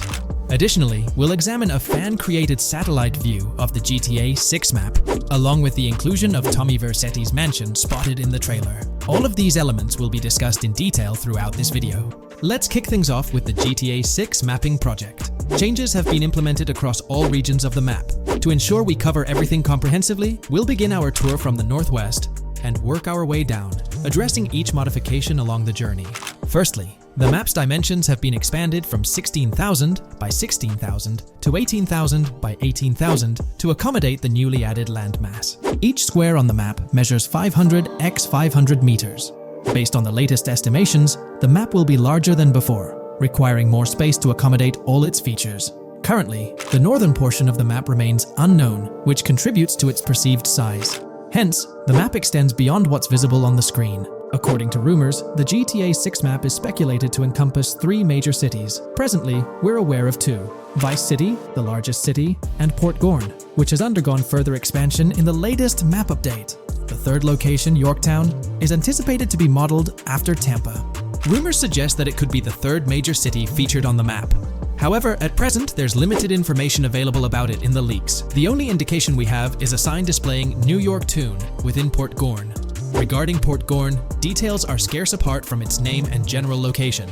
It's positioned north of Fort Killorn and east of Yorktown. Moving on, we encounter Hank Hill, one of the notable elevations in the game. Despite Florida's predominantly flat terrain, Rockstar has incorporated hills sporadically to diversify the landscape. Adjacent to Hank Hill are the Domed Hills, another series of elevated areas. Notably, the border of a river is highlighted in orange, indicating speculative terrain. Nonetheless, it appears to be situated in the vicinity of Red Hill, a small town positioned near Lake Leonida. The largest body of water, Lake Leonida, sits approximately at the map's midpoint, drawing parallels to Lake Okeechobee in real life. To the north of Lake Leonida lies Fairyland Forest, a wooded area neighboring Fairyland, a playful nod to Disney World. To the east of Lake Leonida, you'll find Ambrosia and Laurel, 2 additional small towns, along with North Beaches. Heading south from Yorktown, we reach Port Gorn, which has undergone expansion westward. The buildings and roads depicted in black and grey correspond to those visible in leaked footage and the trailer. Roads highlighted in red, along with orange borders, remain speculative. However, the port area shows 2 speculative buildings and a portion of the border that's confirmed. The Bay Area has seen overall enlargement, including modifications to the speculative islands near Port Gorn. Additionally, a newly added section featuring small islands and a confirmed border indicates further expansion. With these developments, Port Gorn's size may rival that of Vice City.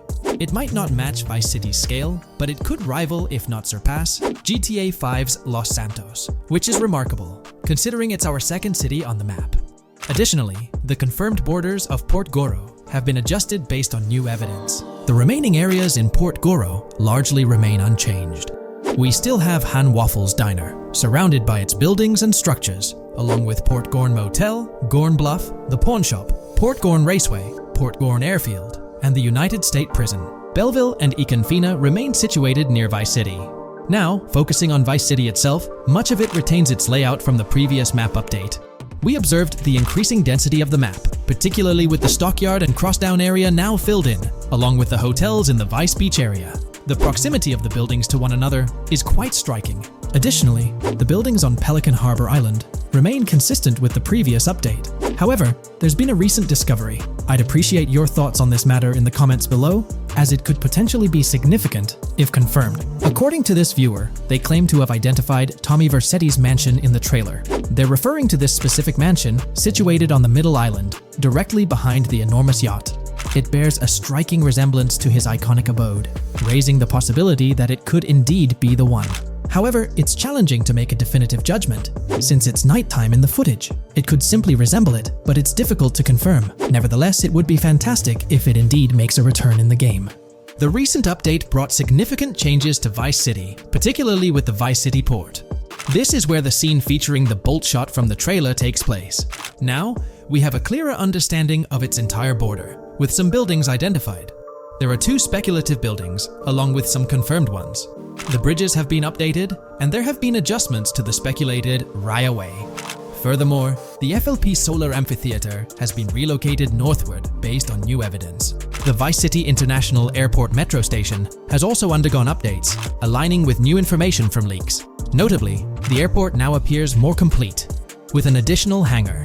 These encompass all the changes made to Vice City. Now let's shift our focus to the Grass Rivers, as they've also received updates.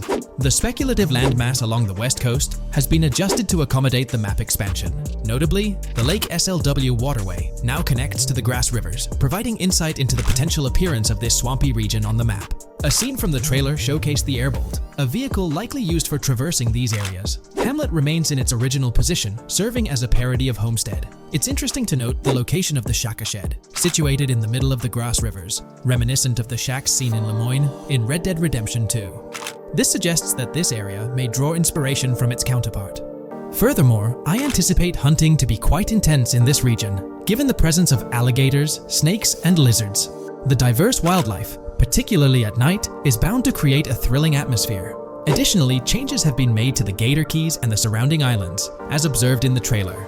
More specifically, there have been additions to speculative locations, such as Bird Key, based on new evidence. Additionally, some speculative areas across the map have been updated. That wraps up the analysis of the latest version of the GTA 6 mapping project. It'll be intriguing to see how closely it aligns with the actual map. Moreover, let's delve into a fascinating comparison between this latest version and all the other maps in the GTA series. Take a look at this comparison. On the left side, you'll find the latest version of the GTA 6 mapping project. Above it, there's the map of North Yankton from GTA 5. To the right of the North Yankton map, you'll see the island of Copico from GTA Online. Next to Copico, there's the GTA 5 map. Below that, we have the GTA 4 map. Below the GTA 4 map are the maps of Liberty City and GTA 3. And finally, at the bottom, there's the map of GTA San Andreas. One of the first things I noticed is how compact the GTA 4 map appears compared to others. Despite its small size, it boasted greater density than the GTA V map. Streets were closely packed, and every inch of space was utilized efficiently. Anyone who's played GTA 4 can attest to the unparalleled density of its city, brimming with intricate details. I anticipate a similar level of density and attention to detail in the GTA 6 map.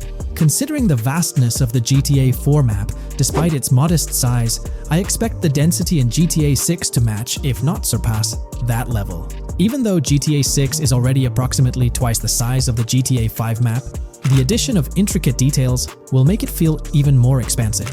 Now, let's examine a comparison between the old GTA Vice City map and the latest version of the GTA 6 mapping project. The old Vice City map has been superimposed onto the new one, allowing for a visual comparison of the two. What caught my attention was the size of the GTA Vice City map, which is quite substantial. However, in GTA 6, improvements are expected across the board. There will be more buildings, positioned closer together, enhancing the overall design and creating a denser environment. I also wanted to discuss a map that's been generating a lot of buzz within the community. Someone utilized images from Google Maps to supplement the mapping project. This method offers a clearer perspective on how the game's environment might appear in terms of scale and layout. While this representation may exaggerate the city's size with an abundance of buildings, it provides insights into the length and layout of highways, which have been overlaid with speculative areas. Additionally, looking at Yorktown, despite the lack of details, its size hints at the potential scale of both Yorktown and Port Gorn. Furthermore, the top portion of the map may resemble the depiction, although details remain uncertain. Considering the vast array of features such as multiple airports, cities, small towns, mountains, hills, and swamps, it's evident that GTA 6's map is poised to be the most impressive in the series. There's little doubt that it will set a new standard. In today's video, we're delving into the character creation aspect of Grand Theft Auto 6 and exploring how in-game NPCs will be generated. We'll take a look at a recent patent filed by T2 Interactive, the parent company of Rockstar Games, which sheds light on the character creation process within the world of GTA 6. The patent reveals details about a new system developed by Rockstar Games, designed to streamline character creation and leverage the capabilities of current generation consoles more effectively. As game worlds grow in size and complexity, filling them with diverse and compelling characters and environments becomes increasingly challenging. Artists are tasked with creating every individual in-game object, from characters to buildings and interiors. As these worlds expand, the computational and design efforts required also increase.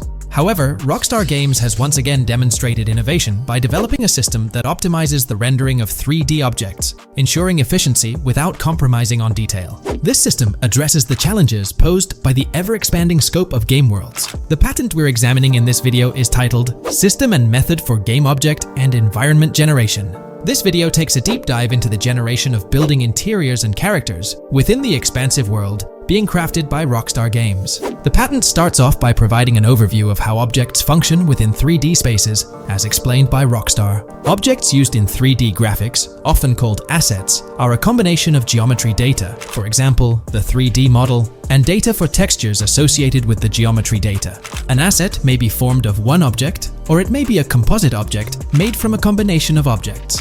The objects that form a composite object may in different contexts be used as independent assets unrelated to the composite object, or they may always be used as a subset of a larger object. They've provided an intro to how 3D objects function in games, aiming to help us grasp the workings of their latest invention.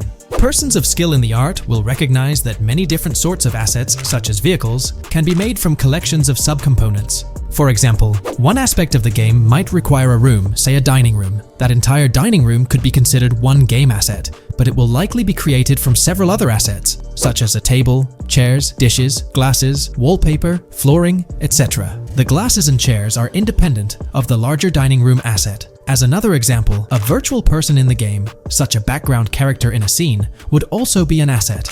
A person asset might be made up of a number of interchangeable objects, such as legs, a torso, arms, a head, etc.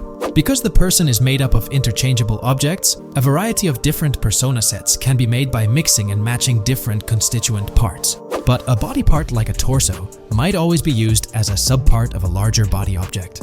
Prior art systems generally include libraries of game assets.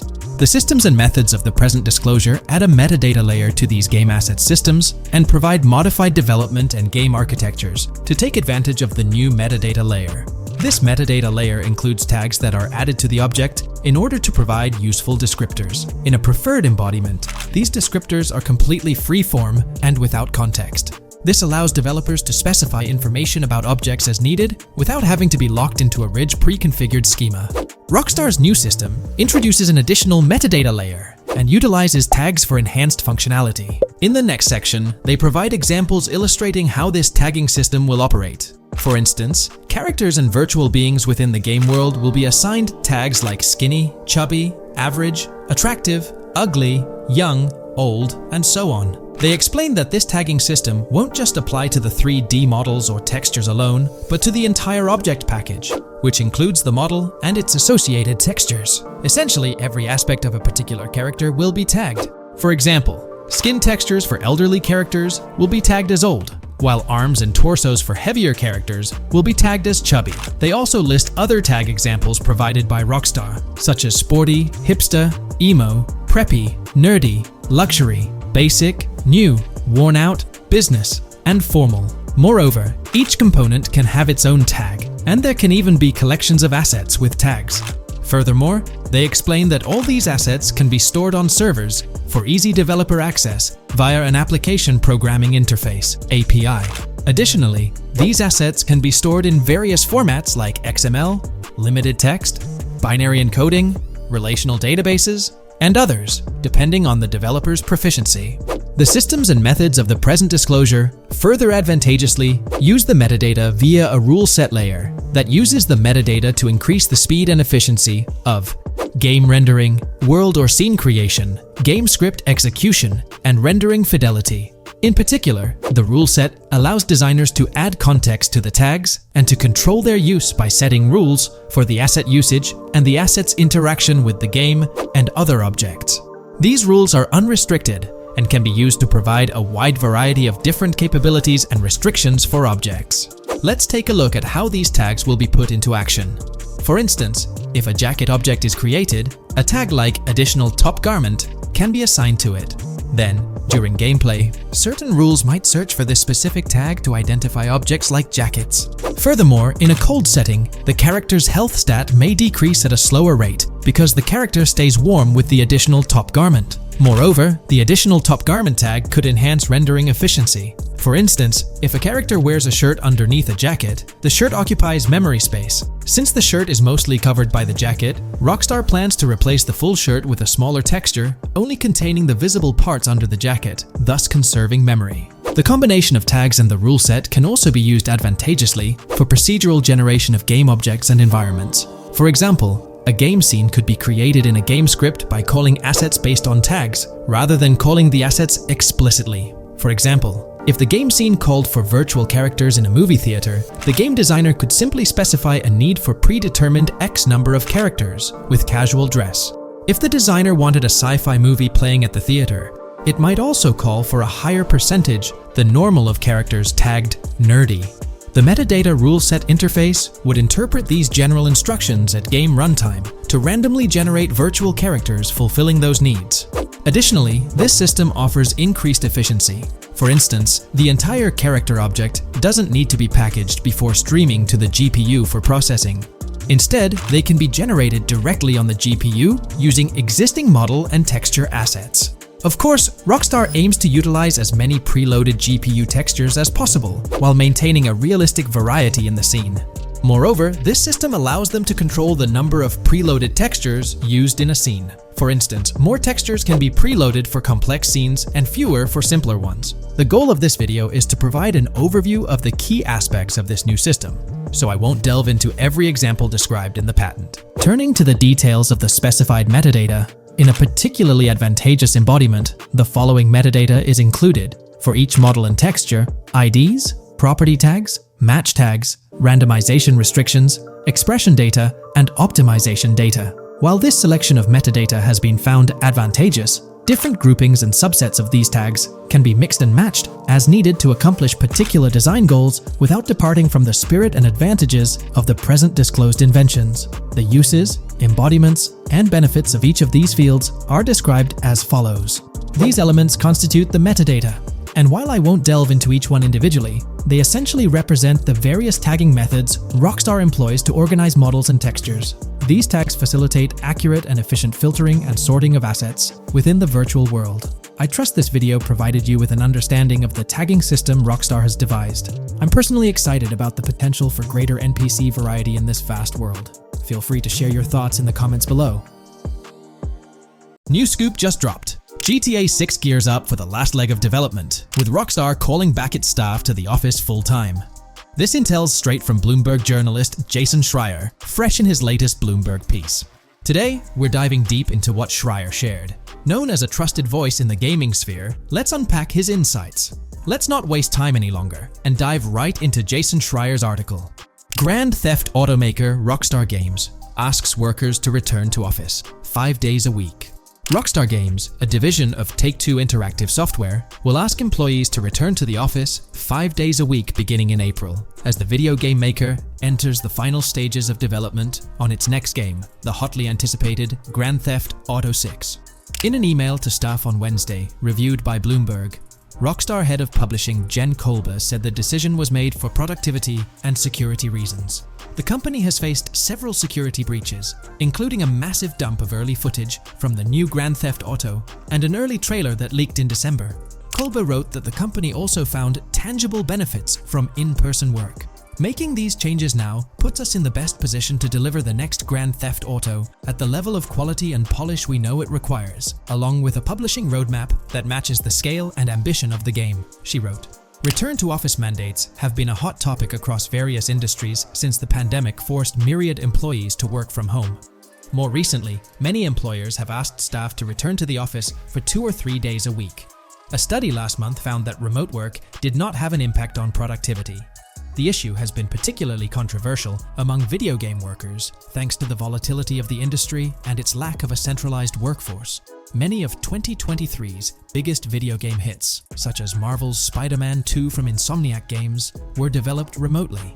Rockstar's in the final stretch of developing Grand Theft Auto 6, hinting at a possible early 2025 launch. With this, we might anticipate the release of a second trailer, along with screenshots and more teasers in the coming months. While fans rejoice, this could mean extra pressure for Rockstar Games staff. Stay tuned here for updates as Rockstar unveils more details about GTA 6. Are you geared up for the official start of GTA 6 marketing? Drop your thoughts below. There's been quite a buzz about Jason, one of the main leads in the highly anticipated Grand Theft Auto 6. People are spinning theories left, right, and center, suggesting he might be an undercover cop, an agent, an ex-cop, or even someone with a military background.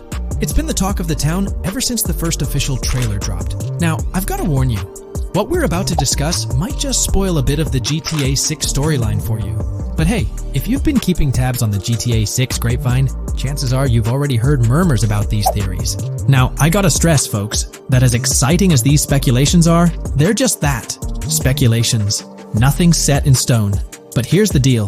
There are some interesting things in Jason's outfit from certain glimpses in the trailers and Rockstar's promotional stuff that sort of fuel these speculations. They're like breadcrumbs teasing us about Jason's potential undercover identity. So today, I'm here to unravel these clues and take you through the evidence we've got so far. We'll start with the very first trailer of Grand Theft Auto 6. You know, the one that set the internet on fire? We'll dissect it bit by bit and get into the nitty-gritty of this theory that's got the GTA 6 community all hyped up. And it's not just about the trailers, folks. Oh no, there's a whole treasure trove of articles out there discussing findings made by fans, diving into details, and connecting dots. We're gonna sift through all that too. And hey, while we're at it, let's not forget about the actors. There's been some chatter about who might be stepping into the shoes of Jason in this game. So we'll toss that into the mix as well. There's plenty to unravel, and we're here to explore every nook and cranny of this speculation, piece by piece. So grab your favorite snack, get comfy, because we're about to embark on a journey through the GTA 6 speculations, theories, and rumors about Jason. Let's start off by jumping into this interesting Reddit post. I've seen some speculation that Jason is an undercover cop makes sense since we see first-person gameplay of a police raid. I'm guessing he falls in love with Lucia, and his storm between his duty and his love could be not true, but it seems like it would be a good twist in something Rockstar would do. Okay, let's take a deeper dive into this scene where we encounter these 4 police officers. They're pretty unmistakably cops with that distinct police badge on their body armor. It's crucial to note the small details here, especially regarding their attire, as it might hold some key information. Now, among this squad of officers, there's one guy who stands out from the rest. He's chilling on the far right, sporting a casual white tank top, while the others are all suited up in body armor, their caps turned backward. This difference suggests a hierarchy within the group, making us wonder if this dude's perhaps a higher up or holds a different position within the force. The intriguing part, though, is the context of this scene. It feels like a pivotal moment, almost as if these officers are significant characters in the narrative. But let's pump the brakes a bit. It's all speculation at this point. We can't be certain of their importance or their roles in the storyline just yet. Now, let's loop this back to Jason, the main focus of our attention. There's a striking connection here. The cop on the far right and the one in the middle, both sporting these distinct olive green cargo pants. These pants seem to be a part of their uniform, something that catches the eye. But here's the twist. The same style of cargo pants is seen on Jason in the official Grand Theft Auto 6 artwork released by Rockstar. Coincidence? Maybe, but it feels like too much of a match to ignore. What's up with these pants? Is it a fashion trend among the police force in the GTA 6 universe? Or could it be hinting at a deeper connection between these officers and our protagonist Jason? The plot thickens, and we're left to ponder the significance of these subtle visual cues. Is there a backstory linking these officers to Jason? Or is it merely a design choice by the creators to establish a visual pattern? We're left with questions, my friends. Questions that make us itch to uncover more about this intriguing storyline. So, buckle up as we continue this investigation, piecing together clues and theories, aiming to decipher the enigmatic links between these officers and our mysterious main character, Jason. There's a whole world of possibilities waiting to be explored within the realm of Grand Theft Auto 6. Let's dive into this article by Exputer that further supports this rumor. GTA 6 fans have been busy digging into the lore of both protagonists since the trailer dropped. It appears that users may already have found notable details about Jason. A slew of forums and posts have popped up with speculations with evidence that complies with prior findings. A post by the Redditor, Jack_Torrance80, on the GTA 6 subreddit solidifies the past rumors that clarified that Jason would start the game as a cop. The pants worn by the protagonist in the GTA 6 poster are a part of the official uniform of Miami-Dade Police. The green cargo pants are the same color used by the Miami-Dade Police SWAT team. Additionally, the inclusion of body cam footage in the trailer may also imply his past background as a cop. It is speculated that he was dismissed from the service during the events of the game, having to continue his life as a petty thief. In the side-by-side comparison, you'll notice something intriguing. Those pants on the right in the image are an exact match to the ones worn by those police officers in the trailer clip. The detailing with those black bands and the gun holsters, it's all there. But here's where it gets interesting. Jason, in the official artwork, doesn't seem to have any of those gun holsters. It's as if he decided to part ways with that gear when he left the police force, holding onto only those distinctive pants. Now, about that white tank top he's sporting in the artwork, it bears a striking resemblance to the one worn by the cop, positioned on the far right in that clip. It's these little connections that make you wonder if there's more to it than meets the eye. Could it be a deliberate choice by the creators to hint at Jason's past, subtly linking him to the law enforcement world? Or is it just a coincidence? In the comments of the Reddit post, a user says, he is probably a dismissed cop or soldier, got too desperate and started to do petty crimes. Lucia brings him the local connections and scores, and he uses his former police training skills in weaponry and vehicles. A dismissed corrupt cop or soldier, a freshly out of jail ex-prisoner. Victor Vance and Tommy Vercetti. And there could be more parallels between these two pairs of characters if you think about it. Vic was being betrayed again and again in his storyline. When he finally decided to quit, his brother pushed him to enter another deal with Tommy, which eventually killed him. Tommy, on the other hand, is a more cunning and ambitious person. He promised Rosenberg to leave him a piece of his Vice City empire, but later abandoned him and left him exiled in Las Venturas. These observations really bring up some compelling comparisons, especially when looking at Tommy Vercetti and Victor Vance from previous GTA installments. There's a chance we might see echoes of similar themes or storylines reflected in GTA 6, which lines up nicely with what Rockstar teased in the trailer. Let's zero in on Jason's haircut. It's clean-cut and short, a style often associated with law enforcement or military personnel. That detail might not be just a coincidence. It could be a deliberate choice by the creators to hint at Jason's past as an ex-cop or someone with a military background. It adds an extra layer of depth to his character, don't you think? I'm genuinely interested in hearing your take on this theory. There is a lot of evidence supporting this theory, and it might be a major deal as we might be working with the police possibly in GTA 6. That would be a completely new gameplay element in the GTA series, so we have a lot to look forward to. Tell me, what are your thoughts and opinions about Jason's potential background, whether he's linked to law enforcement or not, as it could shed more light on this intriguing speculation. So, please share your thoughts in the comments section below, and let's keep this discussion rolling. The GTA 6 community has just found some major clues left by Rockstar Games, and it was under our nose the whole time. GTA 6's Trailer 1 revealed a ton of new things about the game off the bat, but recently, there's been even more developments that show off the GTA 6 main character story, Lucia. We learn a bunch of new things about her background, so if you're not interested in potential spoilers, this may not be the video for you. This information is directly from Rockstar Games, so this is the real deal. So getting into the details of Lucia's jail cell, let's focus on those newspaper clippings. I'll do my best to zoom in and enhance the image, but there are two distinct white clippings with black text. One of them appears to have a portrait, and I can only speculate that it might resemble a modern-day wanted poster. This could be showcasing the story of Lucia's alleged crime, accompanied by an image like a visual representation of what she's accused of. It's almost akin to a wanted picture that you'd find in a newspaper. This phenomenon isn't unheard of in real life. When people do something noteworthy or newsworthy, it's not uncommon for them to keep a record of it, like an article, and put it up on their wall as a sort of memento. It's like a snapshot of a moment in their life, even if it involves legal trouble. So Lucia might be preserving this particular newspaper clipping as a piece of her history, whether it's for sentimental reasons or perhaps as a reminder of the circumstances that led to her incarceration. Now let's broaden the scope a bit and draw comparisons to previous GTA protagonists. Take Michael DeSanta, for instance. His mansion has family photos on the walls. Franklin Clinton's house features similar personal touches. Even Trevor Phillips, in his trailer, has pictures that tell a story about his life. It's not just confined to the HD era. Even in the 3D era games, characters had their own way of leaving traces of their lives in their living spaces. This inclination to personalized living spaces is fascinating. In Lucia's case, the jail cell is an unexpected canvas for her personal story. It makes you wonder about her background, the choices she made, and the events that led her to that cell. Exploring these details could give us a deeper understanding of who she is and why she's in the predicament we find her in. Considering Lucia's attachment to those newspaper clippings, it raises interesting questions about her attitude towards her crimes.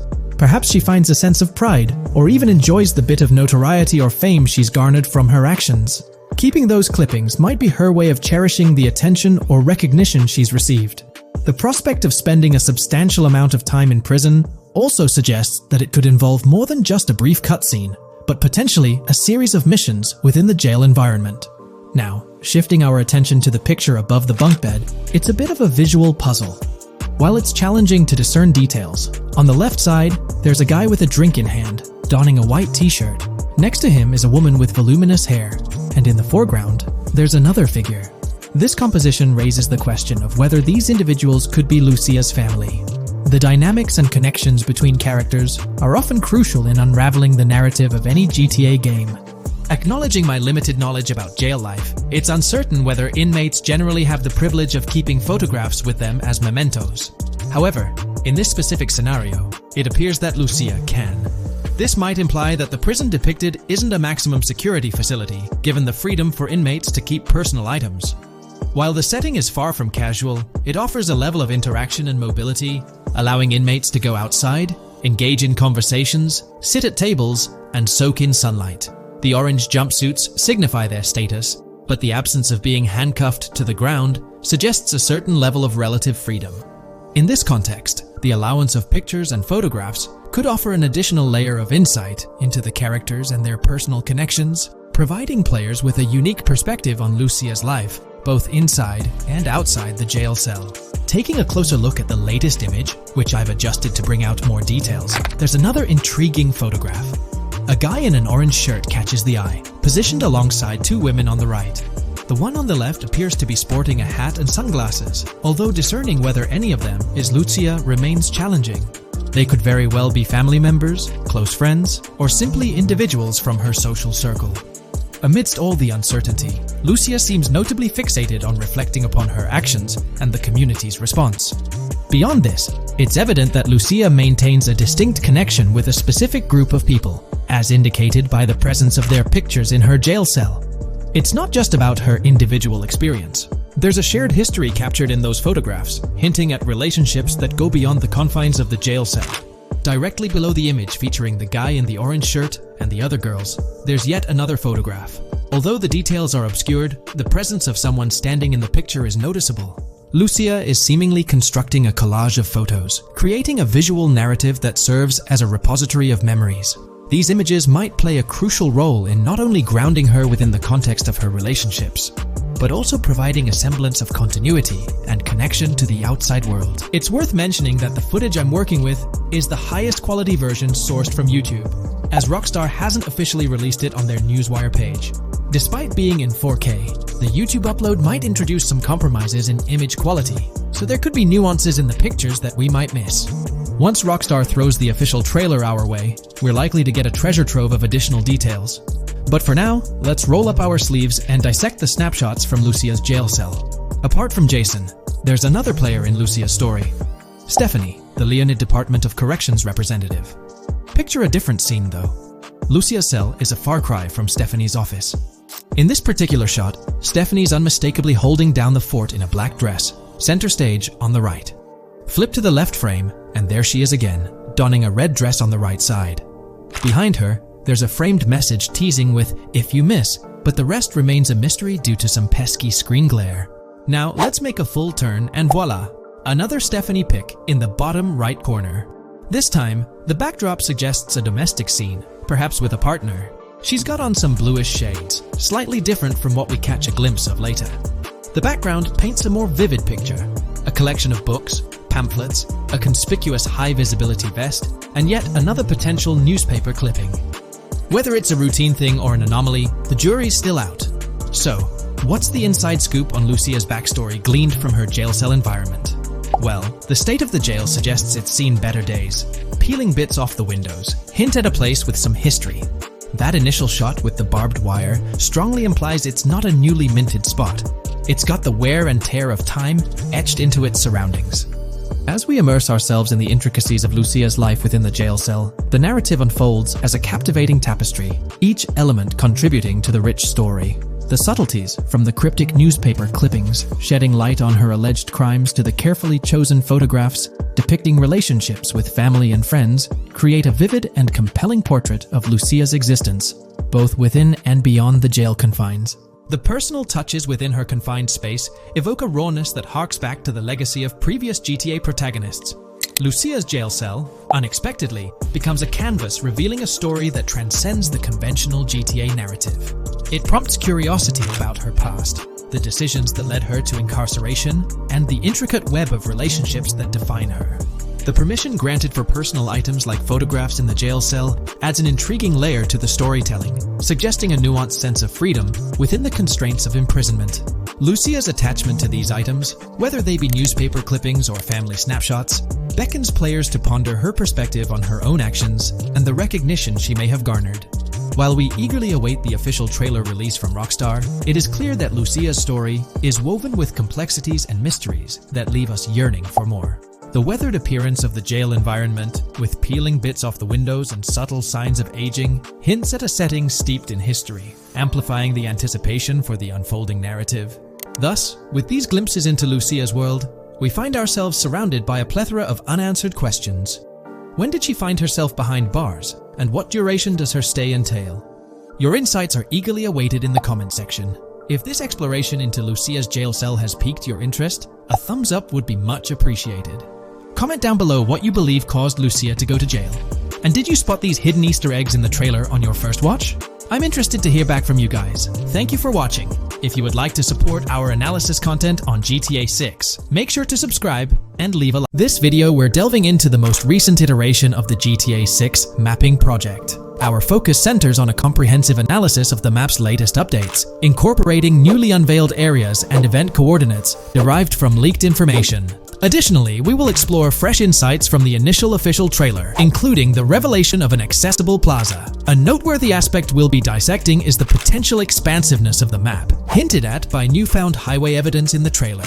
Furthermore, we'll examine a conceptual representation illustrating the potential magnitude of the GTA 6 map. The trailer also provides a glimpse of Starfish Island, a detail we'll thoroughly cover in today's session. Let's initiate our examination by diving into the GTA 6 mapping project. For those not aware, this stands as the most extensive and refined community-driven mapping endeavor, aiming to deduce the GTA 6 map with the utmost accuracy. This endeavor leverages evidence from leaks and the primary official trailer. In our previous map analysis, we scrutinized significant alterations in the Bordgorn and Grass Rivers areas, expanding the map to an impressive 18 by 8 kilometers. However, today's exploration will predominantly focus on alterations in the Vice City region. Rumors suggest that the GTA 6 map will encompass 3 major cities, with Vice City and Portgorn being the identified urban centers so far. Vice City, drawing inspiration from Miami, and Port Gilhorn, a fusion of Gulf cities in Florida. The speculated third city could possibly be modeled after Orlando or Tampa. Earlier rumors hinted at Yorktown being the third city, approximately aligning with Tampa's location.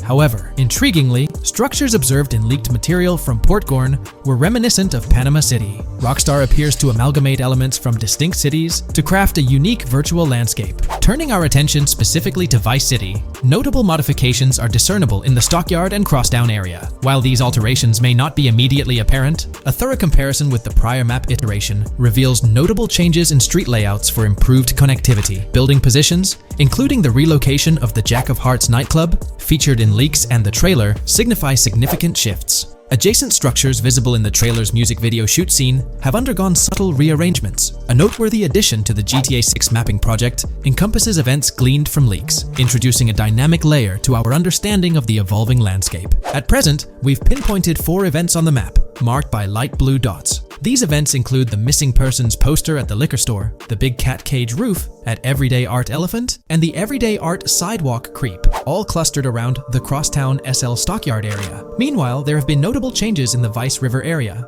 with some buildings rearranged and brought closer to the river. The overall shape of this area has also been altered, and a new marina building near the airport has been introduced, based on recent evidence. Another significant alteration concerns the incorporation of Ica and Belleville into Vice City. While their status remains speculative, with their names displayed in red, Ica is purportedly inspired by Allapattah, a neighborhood in Miami-Dade, while Belleville draws parallels with Brownsville. Formerly perceived as small towns on the outskirts of Vice City, they're now considered part of the Vicedale neighborhoods, following fresh evidence. This reclassification potentially places scenes like the police officer pursuing the overweight individual in the Belleville neighborhood. Furthermore, a notable discovery linked to Tommy Vercetti's mansion has surfaced. Star Island's inclusion in the game has been confirmed, evidenced by its appearance behind the Rockstar Games title, and in a scene featuring a bikini-clad woman. This revelation solidifies its status as a game location, with strong ties to the original Starfish Island from GTA Vice City, where Vercetti's estate was situated. The prospect of encountering the mansion in-game, whether as an accessible structure or an abandoned relic, remains uncertain but tantalizing. The mention of Star Island remains speculative, as indicated by its red font, leaving the possibility open for it to be renamed Starfish Island or something else. These developments encapsulate the latest updates to the GTA 6 mapping project. Additionally, let's delve into a Reddit post that has garnered attention. I'm still very intrigued by the prospect. This is a full accessible plaza. The full access plaza featured in the trailer has piqued my curiosity. This snapshot is captured during a scene where Jason and Lucia evade the police momentarily. Positioned on the right side of the frame is a sign, presumably denoting a mall within the game. Notably, several brand names, including Kowalski, Callis, Scala, and Alpha, are visible on this sign. Furthermore, a portion of the mall's name briefly appears, starting with Ever. Could it be Evergreen Plaza or another variation? The answer remains elusive, and we'll have to await further developments to unravel this mystery. I can pretty much bet on it that this shit will indeed be fully accessible. Most of the signs on that structure look to be clothing and accessory shops, which would easily mean it's accessible to us. I'm really hoping the mall makes a return in this one and will serve kind of as a player hub when online drops. Oh, that would be good. Maybe a spot where you can't attack. Could meet people to join up for races, heists, etc. That would be pretty neat. Now let's shift our focus to some additional findings that might provide evidence for the existence of the third major city in GTA 6. Furthermore, we'll explore why the actual map size of GTA 6 could potentially surpass the estimations derived from the mapping project. Possible map length. Since we don't know what's in the northern part of the map, and we're not sure if it ends where the current mapping project suggests, I thought the map could look something like this. I get that a map like this might be 4 times bigger than GTA 5, so it could be a lot, but we can't be sure about Rockstar's plans. I also think so, because on the east coast of the current map, we have Vice City's predicted beach areas going almost to the very top. Kind of feels like the map shouldn't just end there. And if Port Gellhorn is based on Fort Myers, then maybe Tampa and Orlando could be there too. But with the current borders, there's not enough space even for a small town. Also, shaped like this, the map would resemble actual Florida more. What do you think? Now, here's something to ponder. If the map indeed resembles this depiction, it would be quite astonishing. It's intriguing how the leaks have remained silent about the northern portion of the map. I'm curious to hear your thoughts in the comments. How far north do you speculate the map extends? Do you reckon it's just slightly beyond what's revealed in the mapping project? Or could there be a substantial unseen territory? Shifting gears, let's delve into a significant discovery. An observation on the size of the map using highway exits as a guide. I believe that 2 blink and you'll miss them shots from the trailer, combined with something I saw in the leaks, have given us a serious hint as to just how big the map for GTA VZ might turn out to be, specifically north-south. The first is the shot of the man grabbing his crotch while stopped on the side of the highway. Specifically, the highway exit signs in the background. They suggest that this shot is being taken from just north of exit 14 on the highway, if turning left has you going east and turning right has you going west. What's more, the GTA VSI mapping project believes that the highway that this shot is taken from is Interstate 97. Adding to this, there's this shot from earlier in the trailer of the woman in the gold dress hanging out the top of a convertible traveling down I-404, heading towards a junction with 197. At the very start of that clip, you can catch the exit number on the sign she's driving under. You can't see all of it, but to me, it looks more like exit 18 than exit 1B. This one is more speculative though. Now, I'm about to get into the leaks, so I can't post any pictures. There's a clip in the leaks of a red ute heading northbound on 197 towards the exit 13 AB junction that takes 1 to Washington Beach and Ekanfinaka before crashing. The mapping project has been using the leaks to create their maps, and they've placed that stretch of 197 north of Mr. Crotch Grab from the trailer, running through the Stockyard neighborhood. This to me indicates that the highway exits are going to follow a realistic number pattern, with the number increasing or decreasing decreasing for every mile traveled. The question is, where does this put exit 12? Exit 11? All the exits going up to 1? I've taken the latest version of the Mapping Project's map and pointed out where exits 14 and 13 are located. Then, extrapolating from there and using the map's grid as a handy guide, I drew where all the exits further down the numbering scheme might be located. I ran out of room to put exit numbers at #9. If 97 is going to keep following the same numbering scheme all the way north until it hits exit 1, then it's likely that the map is going to be far bigger than we currently think it is, and what's been shown and plotted out so far. In fact, I think the only reason nothing's been plotted up there so far is because so much so far has focused on Vice City and its environs. 404-2 could wind up running just as far north, allowing for a few extra miles and exit numbers to accommodate it crossing the Everglades grass rivers before turning north, as I-75 in real life does. Bottom line, the map for this game is going to be enormous. There's been some chatter among you all about another potential scenario, the possibility of I-97 serving as a loop highway encircling the map's perimeter, similar to GTA 5. While this is a valid consideration, I've largely dismissed it due to a straightforward reason. As previously mentioned, I-44 boasts exit numbers and highway markers that suggest its considerable length, likely extending westward until it reaches the Gulf of Mexico before veering north, mimicking the real-life trajectory of I-75. If the map's northern boundary remains close to its current cutoff point, and I-97 extends west and south extensively, then it's plausible that I-44 would mirror this pattern in the opposite direction. While the notion of two loop highways isn't entirely implausible, it could potentially introduce redundancy. Additionally, in GTA 5, the loop highway wasn't simply labeled under one name. The segment along the coast was dubbed the Great Ocean Highway, while the inland stretch traversing the desert was referred to as the Sonora Freeway. Moreover, within Los Santos, various freeways possess distinct names and numbers, even when merging seamlessly, such as the Del Perro, La Puerta, and La Mesa freeways. My hypothesis currently is that there is a loop highway, but that one, 97 and I-404, are two halves of it. They both start in Vice City and intersect in Crosstown. 97 runs up the Atlantic coast. 404 runs west through the Grass Rivers, and then turns north to run up the Gulf Coast, and they both meet at a point further north. Whether that point is a city, a smaller town, or something else, that is still unknown. Feel free to drop your thoughts in the comments regarding everything covered in today's video, particularly this astonishing discovery. There's substantial evidence hinting at a larger map size, but I'm eager to hear your input, so don't hesitate to leave a comment below.